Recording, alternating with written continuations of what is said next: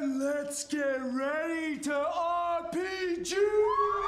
RPG! RPG! RPG! RPG! RPG! Hello, everyone. Good evening. Welcome to the Knights of Last Call. My name is Derik Melinda, and tonight we are back for another first look.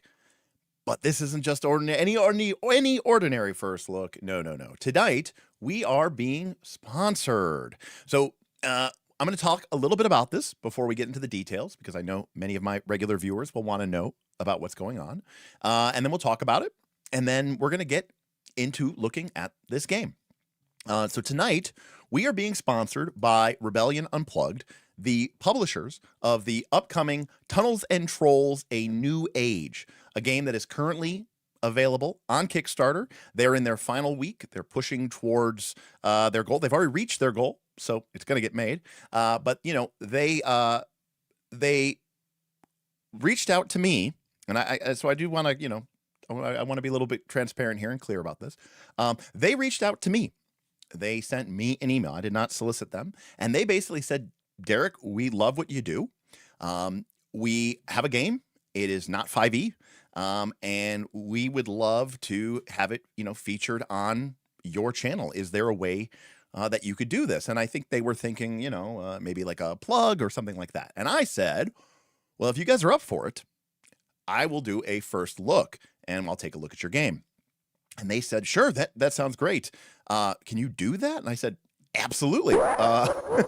And they said, you don't need a lot of time and prep. And I said, nope, because it's a first look. I'm literally looking at the game for the first time. And they were kind of like, whoa. Maybe they thought I actually reviewed these games before I actually looked at them. But I was like, no, it really is a first look. So with that being in mind, I do want to shout out Rebellion Unplugged for taking a risk and a chance. Because as I told them, I said, I'm going to take a look at your game. There may be things I don't like about your game. There may be things that I'm critical of. And they still said, you know what? We want to support you. We believe in our game, and we want to put it out there. So thank you to Rebellion Unplugged for supporting this channel. And so you'll notice there's no stream goals, tip goals. This video isn't even monetized, thanks to the support of Rebellion Unplugged and Tunnels and Trolls: A New Age. Now, it is currently available on Kickstarter. There is a link in the doobly-doo down below, which is really important because that is my affiliate link. So if you do want to check out that Kickstarter, if you want to back that Kickstarter, please use that link. It's definitely the best way to support me and hopefully to, you know, start maybe a pattern of getting more of these, especially if we can prove to the Rebellion folks that, you know, we're worth the investment. So again, yes, this is sponsored. However, you know, there was literally no script because this is just a live stream. In fact, I haven't even seen the game. So, you know, in terms of a bias, well, you know, we'll see what happens. But I do want to say that I am interested. I am intrigued by this game. And we are going to go ahead and get into that in a few minutes. But before we do that, I do want to kind of maybe, you know, as we often do here, a little bit of a history lesson for those of you who may not be in the know. And talk a little bit about the pedigree of this game, because it may not be something that you are aware of, but Tunnels and Trolls has been around for nearly as long as Dungeons and Dragons. In fact, it is basically the second role-playing game. So Dungeons and Dragons came out in 1974. And then in 1975, a game was created by Ken St. Andre, who basically said, I like D&D, but it's a little bit too much. It's a little bit too complicated. It's a little bit too crunchy. And that was back then. And Ken went to a publisher, a legendary publisher called Flying Buffalo. And Flying Buffalo, the R.I.P. Rick Loomis, and if you're a Gen Con person, if you've been going to Gen Con all your life like I have, you know, you remember, you know, Rick Loomis and you know all that other stuff from Gen Con. Someone's saying my chat and my YouTube chat isn't updating on. Let's see here. Stop. All right. There we go. Hopefully, maybe that'll work now. Hopefully, try it out. Okay, cool. Thank you. Oh, we did miss a super chat, by the way. Thank you, alternate GM, who said up, up, up the stairs we go, and then we come to the tunnel. Thank you, alternate GM. Appreciate you. Thank you, by the way, for letting me know about that. Any case, the Dungeons and Trolls has been around again as long as Dungeons and Dragons has been around, essentially, and the game has this lengthy and extensive pedigree. Now, what's really cool about Tunnels and Trolls is, unlike right off the bat, D&D, used the D20 system, D20 engine. Tunnels and Trolls did not. It used a series of D6. It was, quote unquote, easier to get. Polyhedrals were really weird in those days. It had a system of exploding dice. It had a system of opposed rolls. Now, normally I don't really like opposed rolls, but this was one of those games where like you made one opposed roll and something always happened. You might recognize that from future RPGs. Basically, like, you took damage or your opponent took damage. It used a point-based mana system. It didn't use Vancian spell slots. And it was a little bit more humorous, a little bit more, wasn't as serious. The game was very, very influenced by Lord of the Rings and Tolkien, as most games were back then.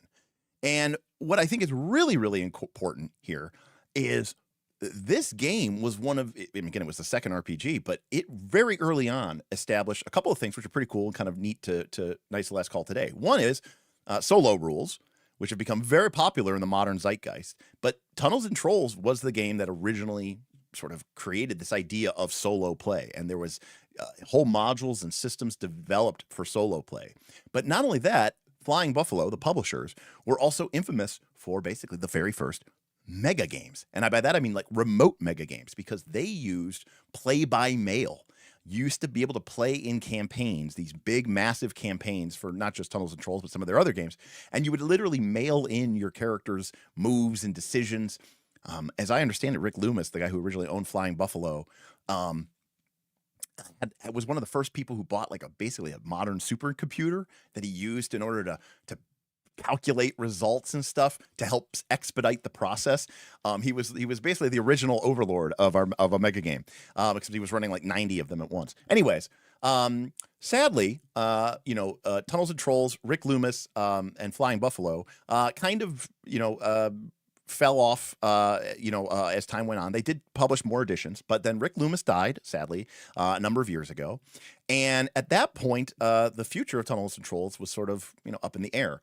Now, Rebellion Unplugged purchased the basically Flying Buffalo's, catalog and decided to bring the game back. Now, what I appreciate is, and I only know this from the Kickstarter, is that they, instead of just literally reprinting the game, they said, okay, you know what? The game is, 45 plus years old, 55 years old. Let's give it a little bit of a modern paint, a little bit of a modern update, a little bit of a fresh coat of paint. And you know what? I know there's probably going to be some purists and some old school head people who like, why are they changing anything? But, as someone who likes Legend of the Five Rings 5th edition, as someone who thought 7th Sea 2nd edition was cool, as someone who even liked Warhammer Fantasy 3rd edition, I like it when games and game companies try something different. I think, Monopoly and Battleship are not fun games, and I would much rather play, a Settlers of Catan or a Wingspan or an Agricola, because you know what? Gaming tech evolves, gaming tech gets better, and I for one, am eager to see what they've done with some of these classic game ideas that were present all the way back in 1975 and updated them to maybe a more modern audience and see if they've still preserved some of that original fun. Because again, the whole idea of Tunnels and Trolls was the original author, Ken, saying, D&D was too confusing and I wanted something faster, cheaper, and easier to play. And so, can we preserve that idea? Maybe in a way, it's kind of like the original Nimble. So tonight, we're going to be doing a first look. We're going to be taking a look at the game. And the folks over at Rebellion Unplugged have provided a quick start. If you go over to the Kickstarter again, the link in the doobly-doo below, you can go ahead and go over to the Kickstarter, and download the quick start yourself, the beta. So always a cool thing when games are actually developed and made, and you can actually see how, if the game is something you want to buy into. So, you're buying a product, not a promise. And I think that that always helps a lot as well. And we'll go into the Kickstarter perhaps later. But really, what we're here today, what they asked me to do is said, hey, we really want someone who can talk about the mechanics and look at the game and speak about it from a mechanical standpoint. And I said, I'm your guy. So for those of you who've never been into a first look before, a first look is literally just that. I'm going to be taking a first look at a role-playing game. I'm going to be giving you my initial reactions, my thoughts, based off of my understanding of RPGs, my initial impressions. It is not a review. In order to make a full, true review of a game, I would have to sit down with it for a while. I'd have to play it several times before I could really kind of give you my honest review. Instead, I can only give you my initial reactions. G Helmet, thank you. Oh, I still have my TTS turned off from when I had the folks from NR on. The doobly-doo below is a thing. Yes. The doobly-doo below is a thing. So again, if you want to check it out over there, I would appreciate it. Thank you, G Helmet. So in a first look, I am going to be giving you my initial reactions, but I'm also going to be looking for several things, which is, one, does this game do something? Is this game trying to do something? Two, do the mechanics support that style of play? And number three, are there reward systems in place that reward players when they basically do the thing? Classic D&D was go get treasure. And then the game said, okay, here's a bunch of mechanics for, getting treasure. And then they said, oh, by the way, when you get treasure, you get experience points and you level up. So it was like this nice little perfect things. And of course, nowadays we add in, does it mega game and does it heroic deed? In other words, could this game be expanded to a mega game? I would hopefully so. I would hope so, because again, the game was originally kind of in some ways originated the concept of the mega game. If you have any thoughts, comments, or questions, please let me know in chat. I'll try to answer them. And without further ado, let's get into Tunnels and Trolls, A New Age. Oh yes, and of course, does it deed means that can we apply the diegetic progression algorithm of heroic deeds to this game as well? I know, Mark. Look, everybody. Look, we've been talking about Shadow Deep since last year, and now they're out there doing their mega dungeon hype. All right, so Tunnels and Trolls, A New Age. Now, the first thing I gotta say, I love their use of font, color, and art in this game. I think the art that I've seen, that I've used for the thumbnail, that I've seen in the book, it looks very well published. It looks very well. I like the kind of it's kind of got a fun. I don't want to say it's like a heroic kind of WoW, League of Legends, World of Warcraft kind of heroic vibe, but it definitely has a fun, fully saturated look, and we'll see some more instances of the art, but I really was impressed by the art throughout the book. Let's see, just in general, I thought it was really good. There was one piece that I really wanted to look at, but anyways, the logo looks great, the layout looks good and clean, and nothing special. Now again, this is just the quick start, by the way. This is not the book, So here we have with a quick start, it's a role-playing game, of course. And of course, instead of D&D, it's T&T. And here we just have a condensed version of the game. You're going to need pen, paper, and just 6-sided dice. You'll notice it says 10 is plenty. Now, one thing that I'm interested to look at is I know the original game, it didn't use the D20, but it was just like 2d6. In fact, it kind of was like Traveler, right? You rolled 2d6, you added a modifier, and you had to beat basically a DC, right, or a difficulty number. So I'm curious to see if that has maintained or if that's stayed the same, because there's in their own language they talk about how hey, we changed some things and we kept other things. My sense is that they're kind of going for a Legend of the Five Rings 5th edition thing. Now remember, I love Legend of the Five Rings 5th edition. But there are some purists who no, it's not exactly the same as 4th edition and 3rd edition and 2nd edition. But I like that they kind of kept the spirit of roll and keep, and not necessarily the exact mechanic in Legend of the Five Rings. So this is a game of everyday heroics and epic quests. You are adventurers taking on the mantle of destiny, or at the very least, not trying to die while charging headfirst into danger. Somewhat ill-advisedly, you had decided to eschew a safer, more boring profession to explore the uncharted, the unearth the unknown, and best those who would defy you. So right off the bat, we get the sense that this game, in similar fashion to D&D, is about heroics. It's about, kind of maybe being a little bit of a larger than life hero who goes and does, kind of kick-ass, awesome, amazing things. It's not about being a gritty dungeon delver who's struggling to survive. It's not about being a godlike superhero. Instead, you are a cut above who goes and, maybe you're not immortal, you're trying not to die, but you are out there to do great and important things. And of course, we have the description of what is a role-playing game. We have a GM, we have players, et cetera, et cetera. And, it talks about how if you never played a role-playing game before, it's like Lord of the Rings, except, you're the character. So obviously like that. So this is Rebellion Unplugged's take on the classic game by Ken St. Andre, designed and written by Ken St. Andre, Liz Danforth, and James Beer Peters. So those are the original authors / updaters from the game's long, lengthy history. It is an homage to that original and its profound legacy, while also trying to be something new and fresh. You'll have to tell us whether or not we've succeeded in that ambition. And I think that's very awesome for them to come out and say that, again, I am not like a diehard Tunnels and Troll player. I've definitely played it before at, Gen Cons of many years past. I remember being like, oh, this is, it's fun. It's D&D, but it's not D&D. I respect that, for some people this was, again, not to put like an exact comparison, but I imagine that, in the 80s or whatever, or in the 70s, the people who played Tunnels and Troll they probably felt a lot like the people who played Pathfinder 2. Today, like 5e's D&D is the big game, and you're like, no, we're Tunnels and Trolls, we're better, this is why our game is better. It solves all the problems of D&D.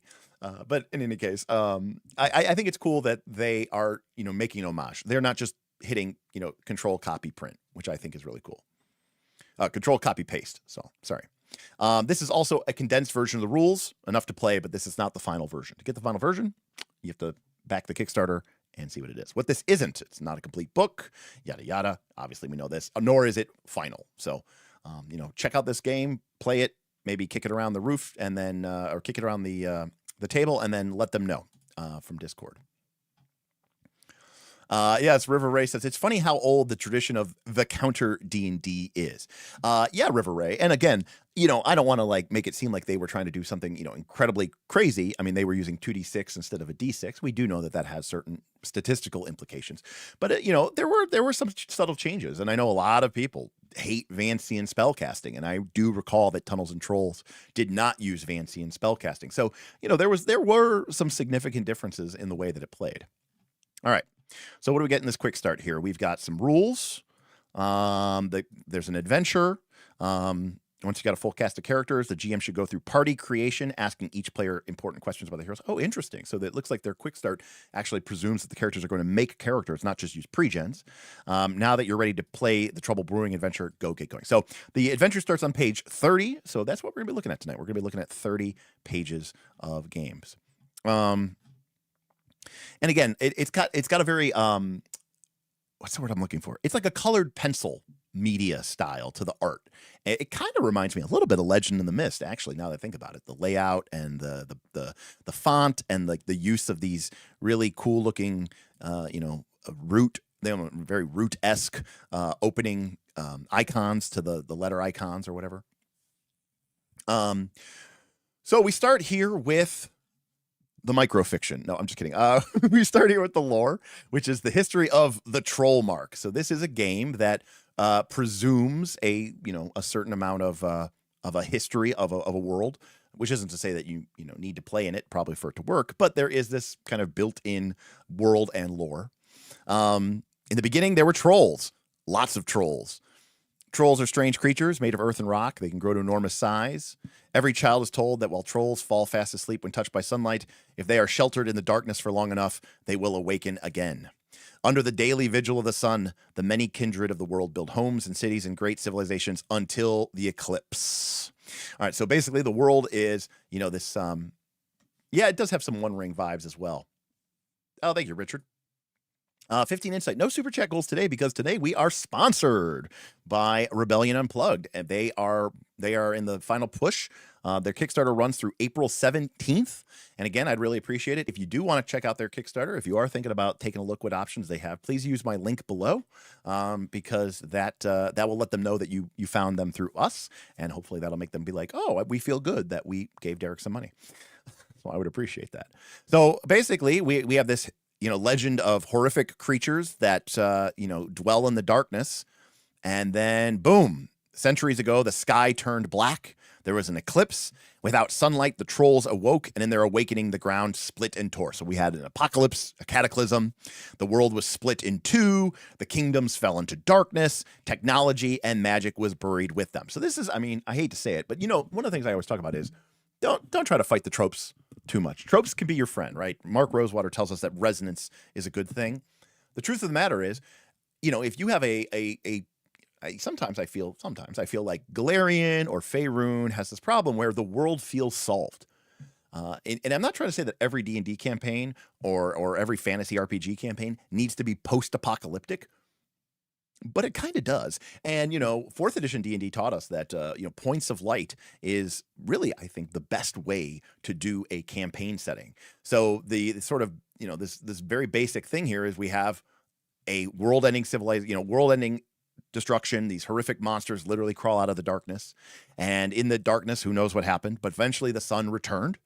And the trolls that had ravaged the land turned to stone once more. In the aftermath, the world looks completely different. And this also, Shadram, exactly right. This also sets the stage. One of the things, again, I am here, believe it or not, to talk about Tunnels and Trolls, but, it wouldn't be Knights of the Last Call if I wasn't talking about other games. One of the reasons I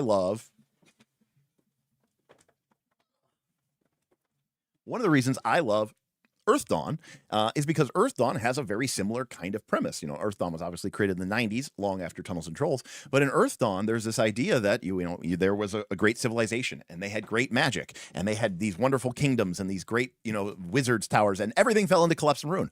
AKA, that's why there's dungeons everywhere. That's why you're an adventurer. That's why there's treasure and magic and all this other cool stuff laying underground, and why the world has problems and why we need to solve it.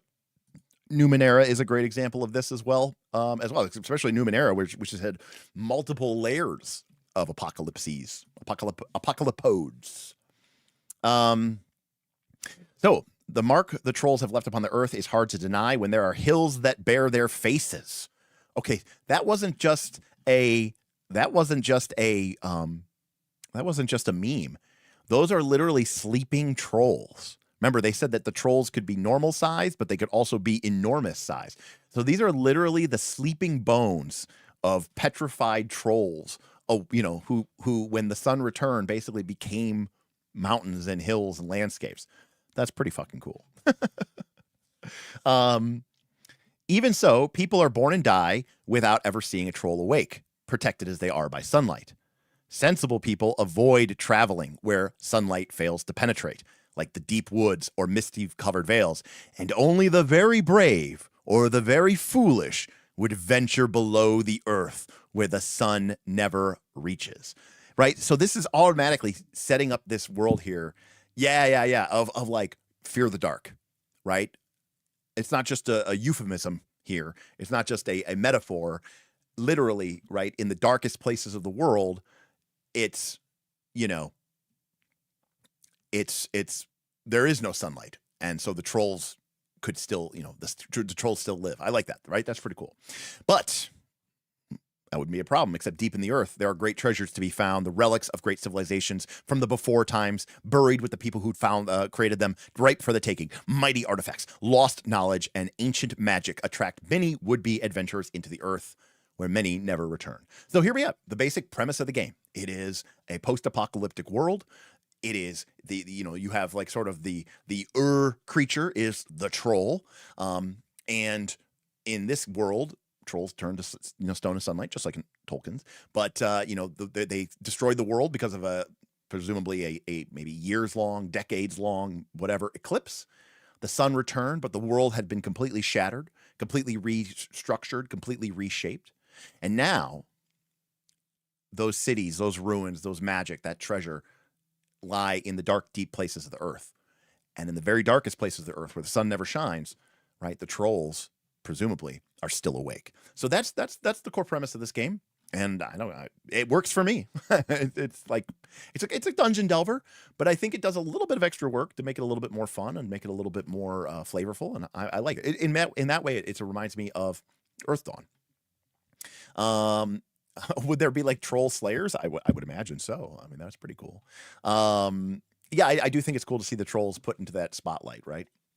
And we usually think of the trolls as these generic giant type creatures, but I like the idea. I mean, when I hear troll, my brain just goes to like Trolloc from like Wheel of Time, right? In that way, kind of. But yeah, that's really cool, Simon. The sleeping mountain is literally a creature, Your Scandinavian heart is singing. I love it. Welcome, Jens.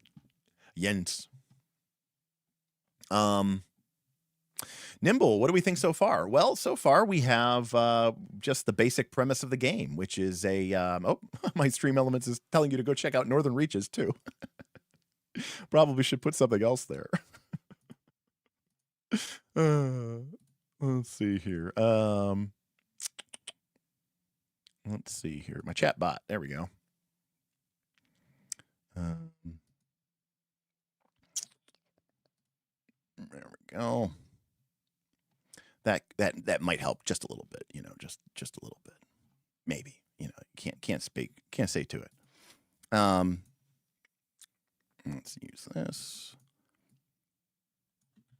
All right. I forgot that we had that.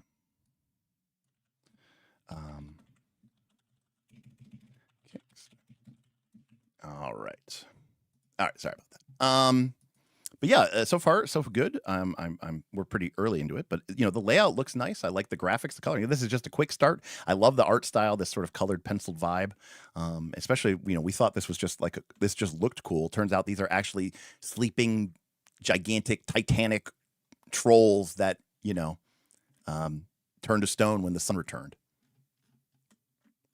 All right, and again, this is just a quick start, but you know what? Honestly, in terms of like a world background, man, this is all I need.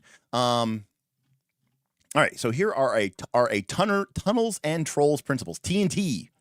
All right, this is a world of trolls. And again, this is, we talk about, what are the Jared Sorensen's big three, right? What is this game about? And, one of the things that we always talk about that I really love and appreciate about, PBTA games, Daggerheart games, what I'll call modern games, is games going, look, our game is about something. We believe that our game has principles and has, a philosophy. And for a game to come out, even in the quick start, and just sort of let you know, hey, this is what this game is about, because it says there's no single right way to play TNT. That being said, here are some guiding principles that capture what it's all about. And I think that is so helpful and useful to understand where the author's minds are at. What is this game trying to do? What is this game maybe going to be good at? What is this game not going to be so good at? And I think that's important to understand. So it's a world of trolls. Trolls are great. They are strange beings that can grow to seemingly any size. They are petrified when exposed to sunlight. So as long as the sun keeps rising and you stick to the open, there's no need for you to ever meet one. And while most residents will never meet one, every life is shaped by them. Trolls are prolific in their mythology, their tales to scare children. Their blood and quartz are increasingly sought for potencies, both known and hoped for. And their presence seems inextricably linked with the magic of the world in a way that the wisest wizards have yet to figure out. So right off the bat, this game is a game of trolls. And it's not just as a foe, it's trolls as legend, it's trolls as myth, it's trolls as a source of power. It's a trolls as a source of magic. Heroes are in short supply. I think this is one of the most essential things for games to feel cool. I love the Forgotten Realms. I do love the Forgotten Realms. But one of the problems I have with the Forgotten Realms is that it feels like, why am I doing this when there are literally cities full of level 20, level 25, 30, Chosen of Mystara, epic level characters, Chosen of Mystra characters. I like it when a world, again, points of light. I think that's really, really cool. The Trollmark may seem like an ordinary place. With most of it, people are ordinary with ordinary things. They wish for simple things. However, some might possess magic or preternatural abilities, but those people are few and far between. And fewer still manage to develop into someone great. Few have the luxury or face the necessity to become incredible swashbucklers or experienced travelers. You have decided to become adventurers, not because your talent sets you apart, but because someone needs to do the dangerous job of saving the day. In a world where old maps no longer hold true, the nearby forest might hold ancient beings of incredible ferocity, and the very process of mining is fraught with the danger of awakening a being the size of a city. There is plenty of work for those willing to risk danger. So, the game is setting a tone of saying, look, it's not just about being a murder hobo. You know, you are not here just because you're awesome. You're here because you are doing the dangerous job of saving the day. You are heroic. And this is a world that needs heroes. Adventure abounds. We've already kind of covered this, but, you know, the idea is that this is a world filled with, you know, cool places to go explore. You might be spelunking through a labyrinth carved by a long dead wizard, and then you're surveying an enchanted forest for rare elixirs, or perhaps you are bargaining with a cockatrice in its lair. More than your talents with swords and spells, it's your plucky attitude and appetite for danger that sets you apart. Knowledge is worth its weight in gold. Now, this is interesting. As the world fell into darkness of the eclipse, much of what was known was forgotten, for none now live who can tell the tale. The long history of the Trollmark, the great magics, the technology, the very shape of this world, all lost. Your heroes might chase gold, but the world itself rewards those who chase truth. Knowledge is valuable. Rumors, danger on the road will buy you bread and board. Accountants of tunnels and trolls are eagerly sought by the guilds of the land, and books, already incredibly laborious things, are worth far more their weight in gold if they happen from before the eclipse. So, you know, this is something that really kind of warms my heart, because when I talk about mega dungeon design, one of the things that I always really like to lean into is rewarding and getting the players invested in discovering the lore of the world. Not to go off on a tangent here, especially in a sponsored stream, but who the hell am I? One of the rules of dungeon craft, which I really, really love, we've talked about this on prior streams, is this idea of, like, you know, back in the day when the idea was you're making your own campaign, is every time you make a new element about your campaign is to create a secret about it. And then write that secret down on a 3x5 note card. And as you build new elements to your system or to your campaign setting, you'll eventually create this deck of secrets. And the idea is that, like, as you're going to build a new adventure or a new NPC or whatever, you could basically shuffle up this deck of secrets and draw a card and use that NPC or use that location to drop a hint about this world secret. And then as the players continue to play, they will discover these elements. Now, you could reward that with experience points, but sometimes it's just fun to sort of uncover the truth. And I mean, especially if you're playing in that kind of old school kind of style game, I think that's really important. Yeah, play to find out. Or another way to say it is roll dice and see what happens. At its core, T&T is dead simple. Roll some dice. Oh.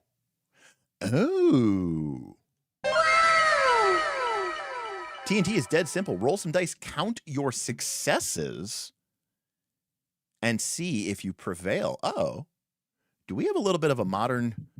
Do we have like a burning wheel going on here? What's going on here? Is this a little year zero engine? Is this a little burning wheel action? What's going on? Because that doesn't sound like 2d6 plus modifier versus DC. That sounds like we are counting successes.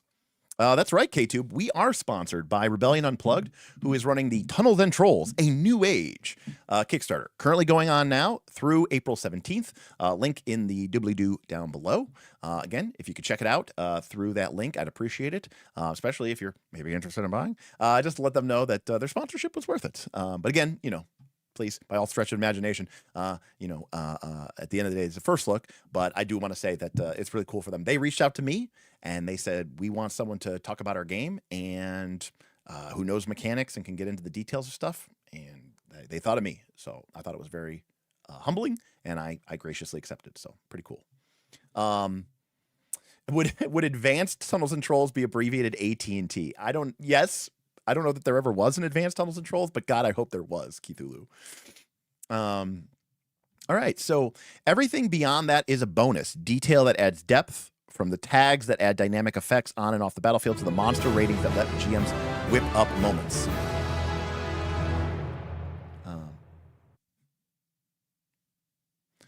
Lobster roll. Thank you for the tip. Let's see. I'm sorry, you are correct. Sorry, April 14th. I was saying the 17th. My bad. Yes, sorry. 14th. For some reason, I had the 7th times 2, which is because when we first started talking, it was the 7th. And I was like, oh, okay, so we have times 2, 7th, and that was making me think 17. but it was the 14th. You are correct. Sorry, this goes to the 14th. The 14th. The 14th.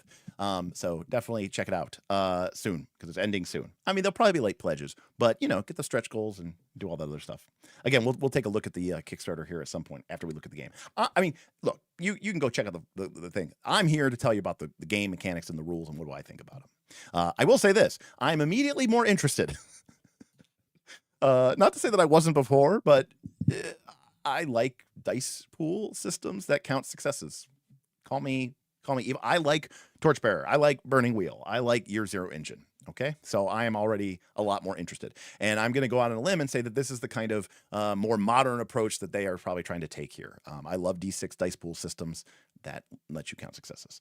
In any case, that's the core resolution mechanic. Everything else is just bonus. While there is fun to be had in learning and mastering these systems, the heart of the game is to boldly proclaim what you'd like to happen, grab your dice, and then see if it does happen.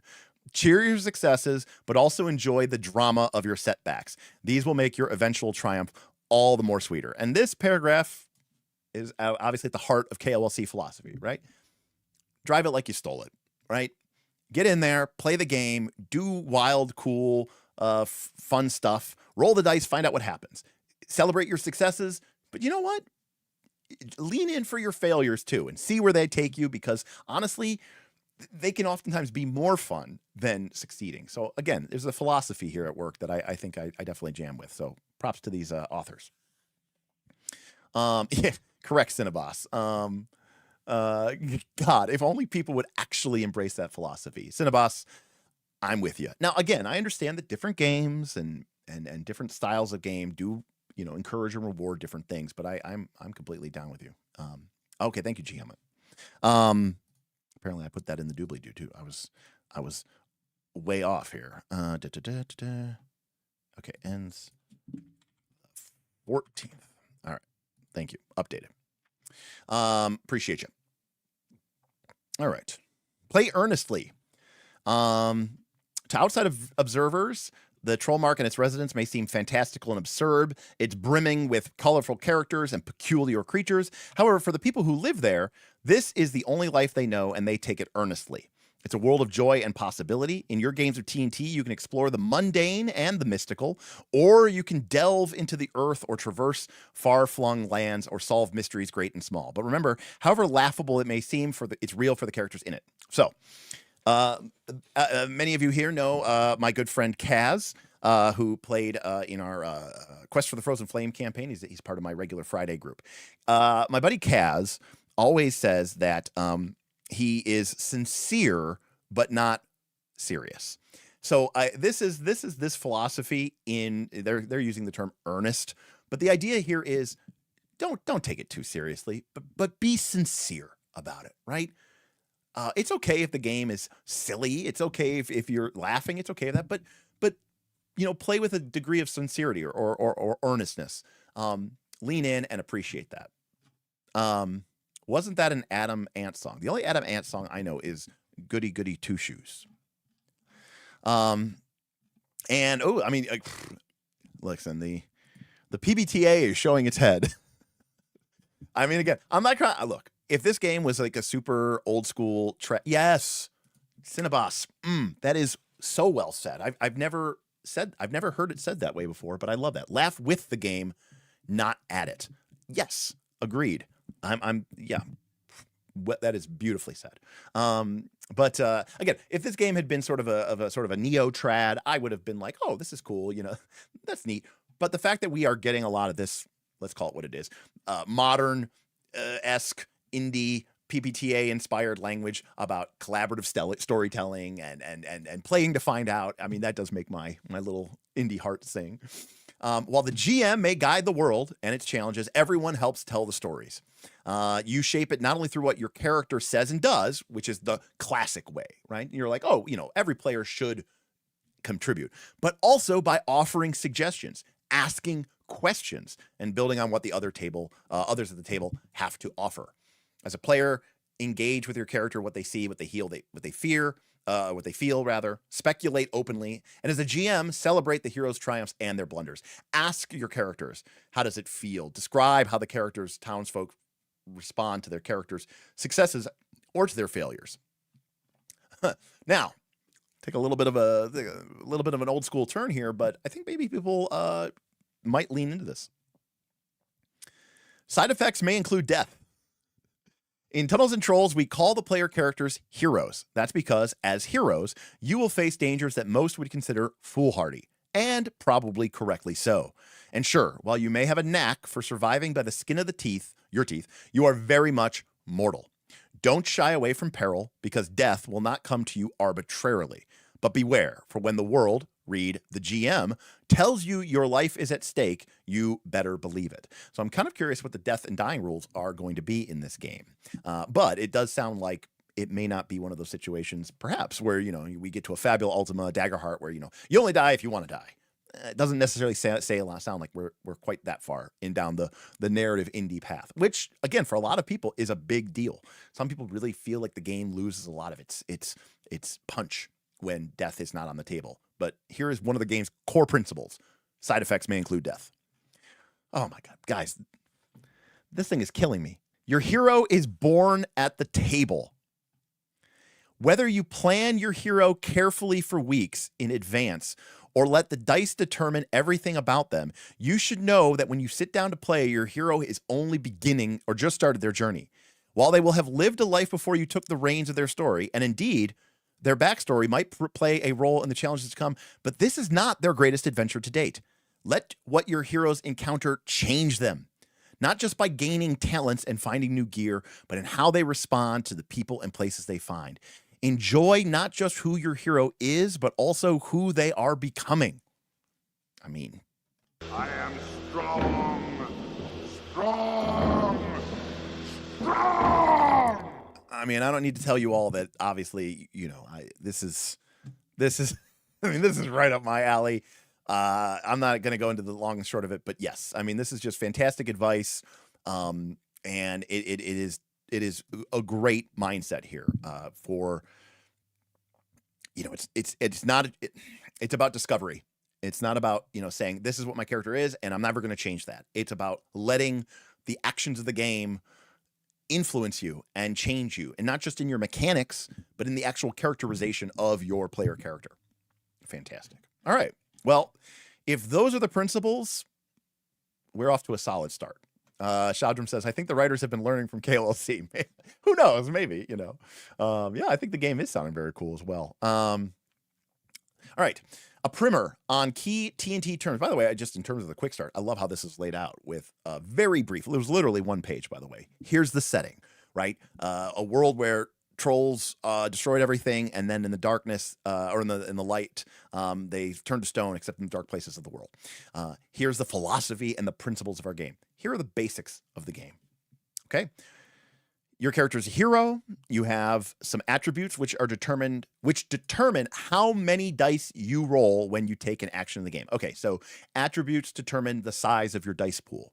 We have strength, power, vigor, combat expertise, dexterity, constitution, wits, intelligence, and charisma. So quite literally D&D, except instead of interestingly, intelligence is wisdom, and wits is sort of mental sharpness and awareness. I don't know. I would maybe, that's a little strange to me, but I mean, it is a different game, obviously. But I guess for me, street smarts, right, and maybe like book smarts. That kind of difference between the two of those, kind of street smarts versus book smarts. You also have 3 stats covering all the other numbers important to your character. You have a luck score. Now, the original game of Tunnels and Trolls did have a luck stat, but it was kind of more of a traditional stat. Here, it determines how many luck points you have, which you can use to activate talents and re-roll dice. I will say something which I think is important to note. I found that a lot of people who have a problem with meta currencies, which is a good chunk of people, seem to be a much more accepting when that meta currency is your luck. Because even like Call of Cthulhu, right? This heavy simulationist game or what. It has luck, and people accept that. They're like, yeah, oh, yeah, well, yeah, my character's lucky, of course. So I do think it's nice for the game to include luck. Stamina is your character's internal well of physical energy, which you lose when you take damage. If you lose all of your stamina, you become wounded. If you're already wounded, you become dead. So hit points. Mana is your, but notice it is called stamina, not hit points. And that has certain verisimilitude, potential, we talk all the time about how stupid hit points are or whatever, but mana is your character's internal well of magical energy, which you will use to cast spells. So again, looks like they've kept with the non-Vancian, more of a spell point system. There's more to it, and you can read about that in character creation, but that's enough to get you started. And for that reason, we're going to hop over real quick to the character sheet. So this is the character sheet that came with the quick start. Again, the final one might look different. It is 1 page long, pretty simple, basic, but we've got a simple enough layout. Kind of has that kind of rough sketch drawing to it. Name, player, party. You've got your 6 attributes: strength, dex, con, wit, int, charisma. Then we have our stats. We have our luck, your maximum luck and how much luck you have remaining. You have your maximum stamina and how much stamina is remaining. And then you have your maximum mana and how much mana is remaining. So I do like that there's this kind of nice sort of, that's what I'm looking for. The 3 stats all work the same, right? You have a max and remaining, a max and remaining, a max and remaining. Stamina is tied to con. Mana is tied to your wits. Then you have a background, a trait, a motto. I don't know if that does anything. And you have your path, I'm assuming is like your class. Your gear, which is just what is it and what tags does it have? So pretty basic. And a box for accomplishments and history. Now, again, this is the quick start character sheet, so I don't know if this will be the final character sheet, but this is a very basic character sheet. I agree, Simon. It does look very OSR-ish in that way. I'm in danger, says the wounded box. So pretty basic, pretty simple. And again, the character creation starts on page 16. So we're only on page 5. That's cool, right? 750, we're only on page 5. Okay, cool. Rolling dice. Wow. I love that they are teaching us the game before they teach us how to make a character. I am a big fan of that. Our character is a mostly competent adventurer. They usually succeed at mundane tasks. However, you wouldn't be an adventurer without greater challenges. So whenever you have to do something of consequence, you will roll the dice to discover the outcome.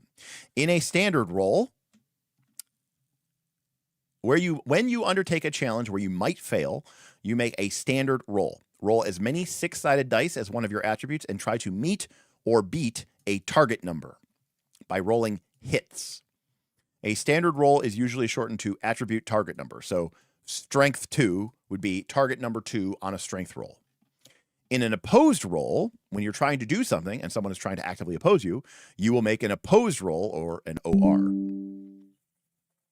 It is basically like a standard roll, but instead of trying to beat a target number, you are trying to score more hits than your opponent does. Usually, this is against a non-player character's monster rating, which is a catch-all attribute. Got it. Okay. So we've seen this in some other games, right, where monsters don't have 6 different attributes and all this other stuff. They just have one, Daggerheart kind of does this, right, where you just have like one number that sort of represents everything that carrot monster does, a catch-all difficulty. And of course, as a GM, I mean, you might assign, it's like Mouse Guard Nature. Yes, it's another great example, Travis. Everything just kind of goes that. One Ring also has that. That's a great example of that as well, too. Thank you, Lord Kyler, for the 6-month Primey. Appreciate you. I mean, this seems like a nice, quaint, fun, sort of a kind of a modern-ish revision of this old school classic. It's kind of neat to see them do that. But yeah, One Ring is another example of Shadram that does that for sure. This is covered more in the GM section. So yeah, roll strength versus MR. So that would be the monster rating, right? If you're doing an opposed roll. And again, I don't love opposed rolls, but again, I think it's if you're going to do it, I like it when it can do a lot of heavy lifting in one roll. And quite frankly, what game did this?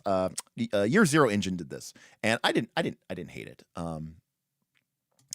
Jay Sorryman says classic Tunnels and Trolls has always used one number monster stats. Oh, very cool. So yeah. So again, I did not. I don't have the experience with Tunnels and Trolls to know that, but it's cool to see how that, they talked about how this game is an homage to the classic. So carrying that through. And again, going back all the way to the original sort of design ethos was, how do I make a simpler version of D&D? So, this is kind of the original Nimble. So before any dice are rolled, set the target. The GM will do this to reflect the difficulty of the challenge.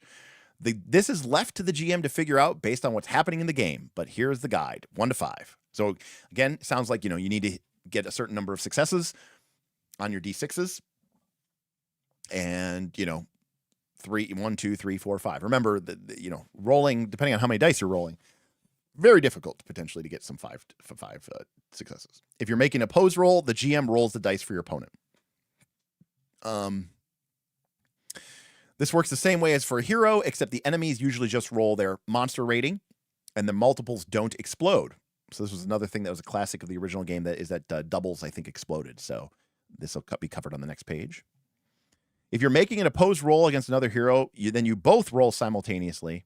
Note that sometimes you don't have to be rolling the same attribute.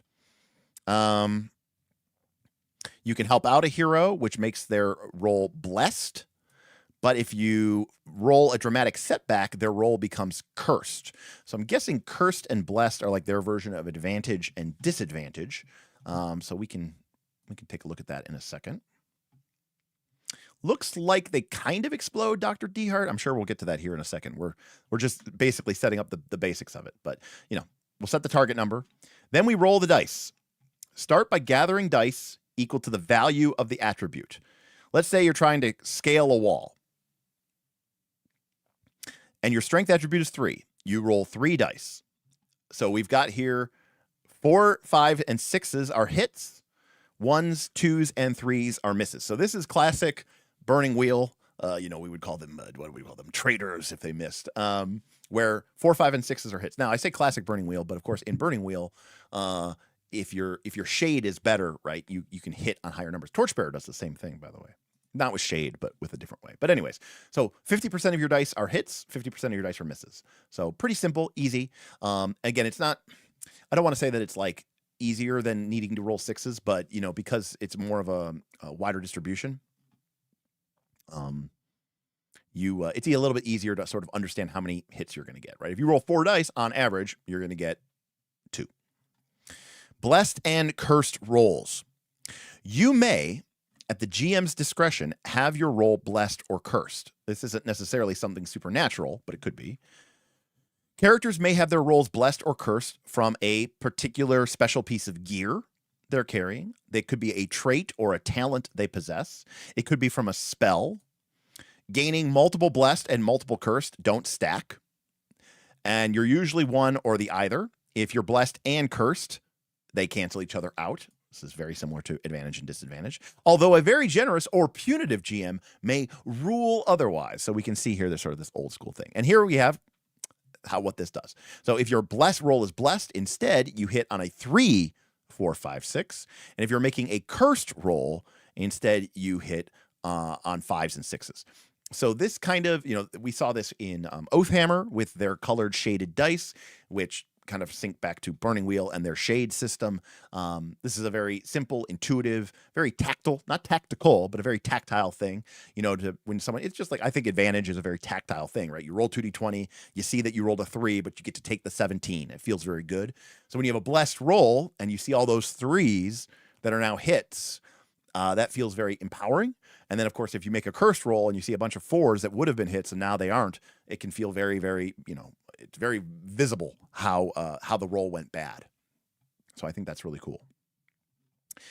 Whenever you roll 2 or more dice of the same value, they explode. For each set of multiple hits, add dice to a separate explosion pool. If you roll a double, add 2 dice. If you roll triples, add 3 dice. If you roll quadruples, add 4 dice. You may then roll all the dice in the explosion pool and count any hits rolled into your total. You may also choose not to roll an explosion pool. See the dramatic setbacks section to find out why. So it's not just a no-brainer. So that's kind of interesting already. And yes, If you roll any multiples in an explosion pool, you will create a new explosion pool and can roll again. However, dice from different pools can't be paired together. So in other words, if you rolled a double 4s and a 3 in your first pool, and then you roll another 2 dice, if you roll any 3s, those don't pair up to your original 3. Ooh, here we go. As you do this, you can use the same dice for the new pools and simply count the number of hits. But be sure to track the number of 1s rolled across all the pools, as these might lead to a dramatic setback. So it looks like it kind of becomes a push your luck mechanic, because I'm getting kind of Year Zero engine vibes, right? Because in Year Zero engine, if you push a roll, the 1s activate, right? They become bad. And while you get a second bite at the apple, any future 1s continue to erode your character's stats, potentially even breaking you. So it's sounding like if you get too many 1s, maybe, from all these explosions, that you could end up having a dramatic setback. So I'm curious to see how this mechanic works. But this is really interesting. Like, we've seen exploding dice before, but it's always, of course, you're going to explode. Turning it into a choice is an interesting concept. But if you roll 3 6s in any pool, you've rolled an exceptional success. You get to succeed regardless of the TN. In addition, you get to fully replenish your luck points. You don't need to continue rolling unless you really, really, really want to. Now, by the way, remember, it's in one pool. So that means that if you get some 6s in your first pool, but a couple other dice explode and you roll more 6s in that pool, that doesn't count as 3 6s. You need to roll 3 6s in one go. Not only is it cool that this is a critical success, automatic success, it's a neat little touch that you get to fully replenish your luck points. I don't know how big the luck point pool is, but rolling 3 6s seems like it would be fairly rare. So it's kind of cool that they made it like feel really special. And it feels like you just got lucky. So that's kind of cool. Describe how your exceptional success goes overboard. Go overboard, make it memorable, blah, blah, blah, blah, blah. Wow. Perhaps you run so quickly, you glide across the lake, perhaps, or maybe you stick so closely to the shadows, you basically become invisible. That's pretty crazy.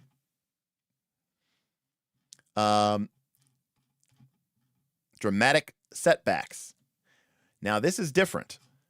If you roll 3 1s across all your pools, then you've suffered a dramatic setback, regardless of any other dice you've rolled. When you roll a dramatic setback, stop rolling your dice. You count it as rolling no hits, even if you score other hits with your dice. Yes, that includes rolling an exceptional success. Immediately set your luck points to 1, for better or for worse. The savviest reader, which is, by the way, me, because I was about to say, wait, so are you penalized for having more dice? The savvy reader may realize that you're more likely to score a dramatic setback with a higher attribute value. First of all, well spotted. Aren't you terribly clever? Secondly, you know what they say, the bigger they are, just with an exceptional success, have fun describing how badly you've cocked things up. Often the failures are more memorable than the triumphs. Yes. So this is very, very interesting. I don't know that this is a rule, but as an optional rule, I would maybe already house rule where I would like, if your attribute is 6 or something, I wouldn't force you to roll all 6 dice. Like, let's say the TN is 1 and my attribute is 6. I would let the player roll 1 dice, 2 dice, 3 dice, 4 dice, 5 dice, or 6 dice, right? All the way up. I would let you pick how many dice you get to roll in your initial pool. But yes, that could be cool too, Outercraft, if you really want to stick it to them. But I don't know. It does feel very weird for me to penalize some. I'm fine penalizing somebody for rolling a bunch of dice, to be clear. I'm cool with that. But I don't like the idea that, like, now that I'm doing something simple, I'm going to mess it up a bunch. I don't know. It seems kind of wonky. But I do like the idea that if I roll more dice, I'm more likely to roll 1s. And to say nothing about the exploding push your, yes, the exploding becomes push your luck, right? Because let's say you get a success. You roll, 3 successes, but you get a couple doubles. And you're like, you've already rolled 1 1. Do you really want to roll more dice and try to get an even bigger success? Because what if you roll triple 1s and you blow it? So that's pretty cool. That's actually a lot of fun. All right. Spending luck points. Okay. After rolling your dice pool or any explosion pool, but before rolling your next pool, you can spend 1 or more luck points. For every die spent, you may re-roll a die. Luck points can be spent to create doubles, triples, but they can't be used to re-roll a dramatic setback. Fate has already decided for you. So again, notice, once you roll 3 ones, regardless, once you roll 3 ones across any pool, you immediately stop, right? You immediately get screwed. So even spending luck points, Pumpkin, becomes oppress your luck, right? Because now, let's say you have 2 ones in your pool and you need 1 more hit, and you really want to push, you really want to get 1 more hit, or you really want to get another explosion. Do you spend a luck point and re-roll that D6? Because you could roll another 1. And if you do roll another 1 and it's your 3rd one, immediately it turns into a dramatic setback. That's kind of cool. It kind of turns every dice roll into like a mini game of Yahtzee. Now, granted, most of the time, I'm sure you're just rolling 1 dice. You're not getting any explosions. You're not doing any dramatic setbacks. You're not spending luck points. But it is kind of cool. There's a chance of regaining some luck points in combat. Oh, that's a good point. Couldn't you just re-roll the ones you already rolled? Oh, yeah. Maybe you could, level 2 janitor. I guess you're not already locked in. That's true. That's true. Good point. Level 2 janitor. I guess that was it.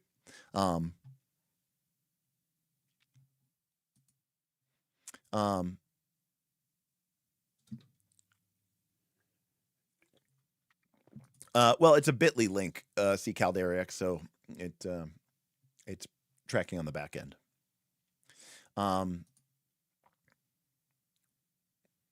Yeah.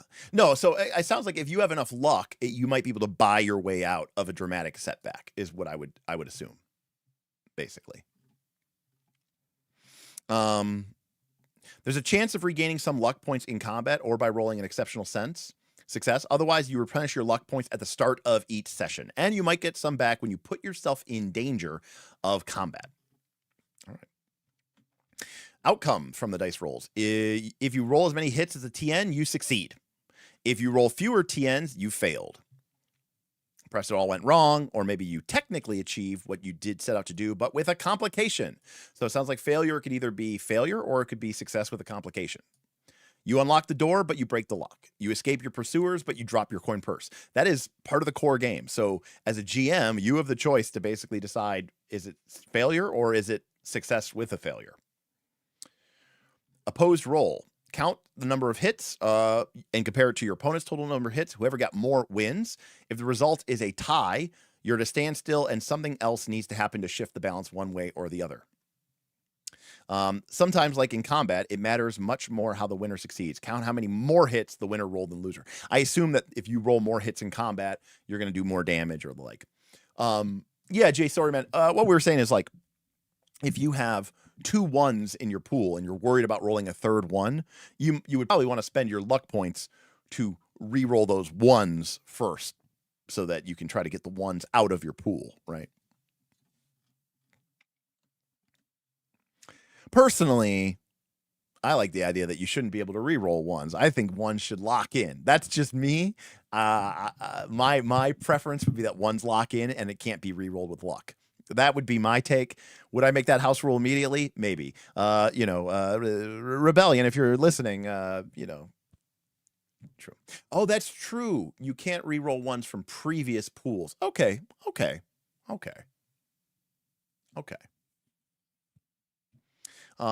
That's a good point.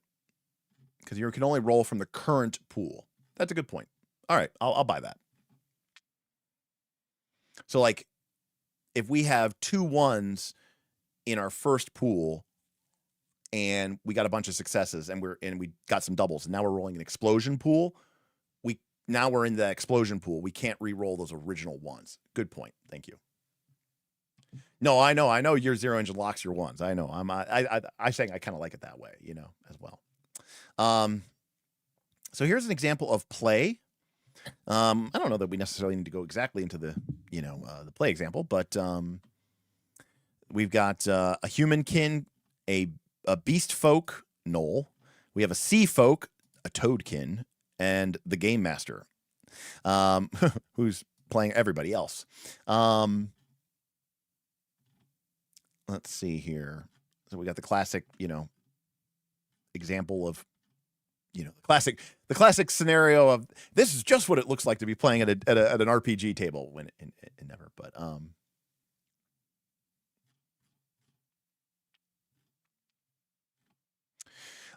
well, to be clear, Simon, I am actually a big fan of avoiding the failure.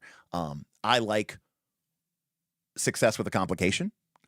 I like failure with a twist. Okay. But I don't really like just plain old boring failure. So I think that if as a GM, my sort of go-to would sort of be those two elements. Apex coming in with $10 tip. Again, I have my TTS turned off, my text to speech. I guess I could turn that back on. I had it off the other day because we had people on. So let me turn that back on real quick. And then I'll replay it. And again, if any of this seems cool and interesting and you want to support me or the game, you can do that in the link below. Appreciate you. Okay. TTS, that is not Tabletop Simulator, that's text to speech, is turned back on, and we will rerun Apex's tip.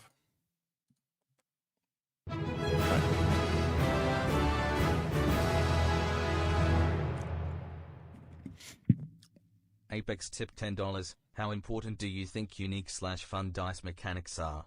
This seems pretty fresh and unique. This could have just been 2d6 or d20 after all.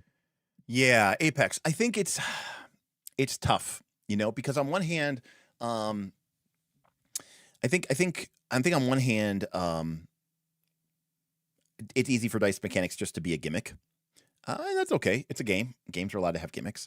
But it also is asking people to learn probably something new, right? A new system of resolution, a new system of mechanic.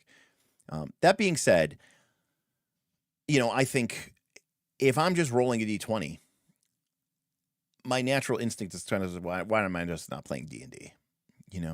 So I think that unfortunately that's sort of like the natural, that's sort of the natural tendency to lean into that sort of mindset. So I do think there's something to be said about an interesting, I think there's something to be said about an interesting component of your game's mechanics. I also think that dice in particular can create a very strong tactile feel, which is really important to me. I like having dice pools. I like seeing how well I succeeded, how well I didn't succeed, how close did I get to success. Even if, for me, like rolling a bunch of ones and twos feels different than rolling a bunch of threes and stuff like that, But at the end of the day, it's just a resolution system. So it doesn't really matter. But, I do think that it does matter to people. Both, by the way, for good or for bad. Some people are just like, I only want to roll a d20. Why am I doing anything else? And other people are like, no, it's really important to me how the game feels. Yeah, correct. To be clear, the dramatic setback the dramatic setback is supposed to be a big deal, right? It's not just like, oh, you didn't do it, right? It's, describe how things went south, right? It's like I said, it's not just no, it's no and a twist, right? It's no and, as opposed to, because again, we think about the outcomes, right? There's yes and, there's yes but, there's no but, and then there's no and. And so like for me, when I think about failure in a game, I either want failure to either be yes and, as in you succeed with a complication, or it's going to be no but, which is to say you didn't succeed. However, this new opportunity or this lateral success occurred. Maybe it wasn't what you were trying to do, or maybe it was more of a secondary or tertiary thing, or maybe it's giving you a new, God has closed the door but opened the window type thing. I really try as much as I can to avoid, especially in what I'll call a more narrative form. Now, if I'm playing like a dyed-in-the-wool dungeon crawling campaign as competition, you're here to win, you're here to beat the GM, then no, I'll just be like, nope, you failed, you wasted your time, what's next? Because that's the kind of mantra of the game. But if I'm trying to, create a game that's more experience forward, story forward, I very rarely ever want to just go, no. What do you do now? Okay. So we have an example of play here. There's a whole thing here about talking in and out of character, which is fine, I guess. And we get to combat, fighting. Sometimes, often, even, the heroes face opposition for which they are fight. Look, it is a dangerous world. Fighting in Tunnels and Trolls is slightly more structured than regular gameplay, right? So we have kind of a procedure here. It is a series of rounds, each of which represents a moment or a beat in the fight. I like that. Not 6 seconds, not 10 seconds, but a moment or a beat. Players will roll initiative, and then we go, so we have a fast monster slow. We've seen these in a bunch of games recently, and I think I have not played any of the games that use this exact initiative structure, but overall, obviously there's a lot of folks who are using this system and have said it works really particularly well. It still gives you that feeling of rolling an initiative and rolling well, so that you get to go before the enemies, and then obviously you do slow. It's Level 2 Janitor says it's the best initiative method. And it is very popular for a reason, because it still feels like you have your fast characters and you have your slow characters, but it also doesn't get down into the nitty gritty of, delay, ready, who's going next, like all that normal stuff that we get with initiative, which is pretty simple. By the way, this is, and one of the reasons I actually like this system is just what we're about to get to here. I love the ability for the GM to change what that role means. So you can see here, before the first round of any combat, all players roll initiative by making a Dex TN2. But the GM might change that in the case of an ambush, or maybe you're being ambushed, or maybe you're ambushing. So for example, you could imagine that if the party was ambushed, you might say, guys, make your initiative roll. It's dexterity 3 or 4, right? Because players are unlikely to succeed. Thus, they will act after the monsters, right? Which is cool. On the other hand, if the players are, the players are the ones kicking off the initiative, you might say, I don't know, maybe it's literally a Dex 0 or something, or like a Dex 1. But you could also imagine calling for a different stat, depending on the situation, depending on the circumstance. I think it gives you a lot of flexibility, and I think that really does set the tone of a game, which is cool, right? Which is neat. So heroes that succeed will act in the first round. You don't roll initiative on future rounds, so your result lasts for the rest of combat unless you take an action to change it. Now, while it says that, one of the other things that I like is that if something happens in the combat, like a big disruptive event or something meaningful happens, I could see as a GM, maybe, after the third round of combat, like a whole, like the wall caves in and a massive troll enters the fray. Maybe you call for a new roll of initiative. It's almost like a new reaction to these new circumstances, just to change things up a little bit, keep things a little bit more feral, keep things a little bit more exciting. And I definitely could see myself doing something like that. Yes, John. Yes. Shadow of the, I don't want to name drop too many games while I'm being plugged to sponsor another game. But yes, Shadow of the Weird Wizard, Shadow of the Demon uses this fast monster slow initiative system, and I think it works really well. Tags, or are they traits, or are they trags? That's a very, very, very, very, very old KOLC Easter egg joke, calling something a trag.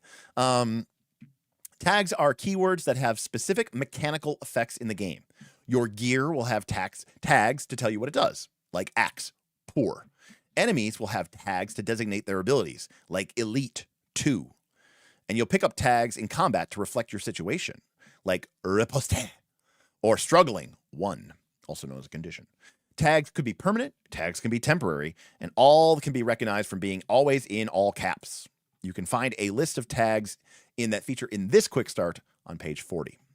Some tags have an intensity, which is a value that follows the word, such as bypass 1 or mob 2.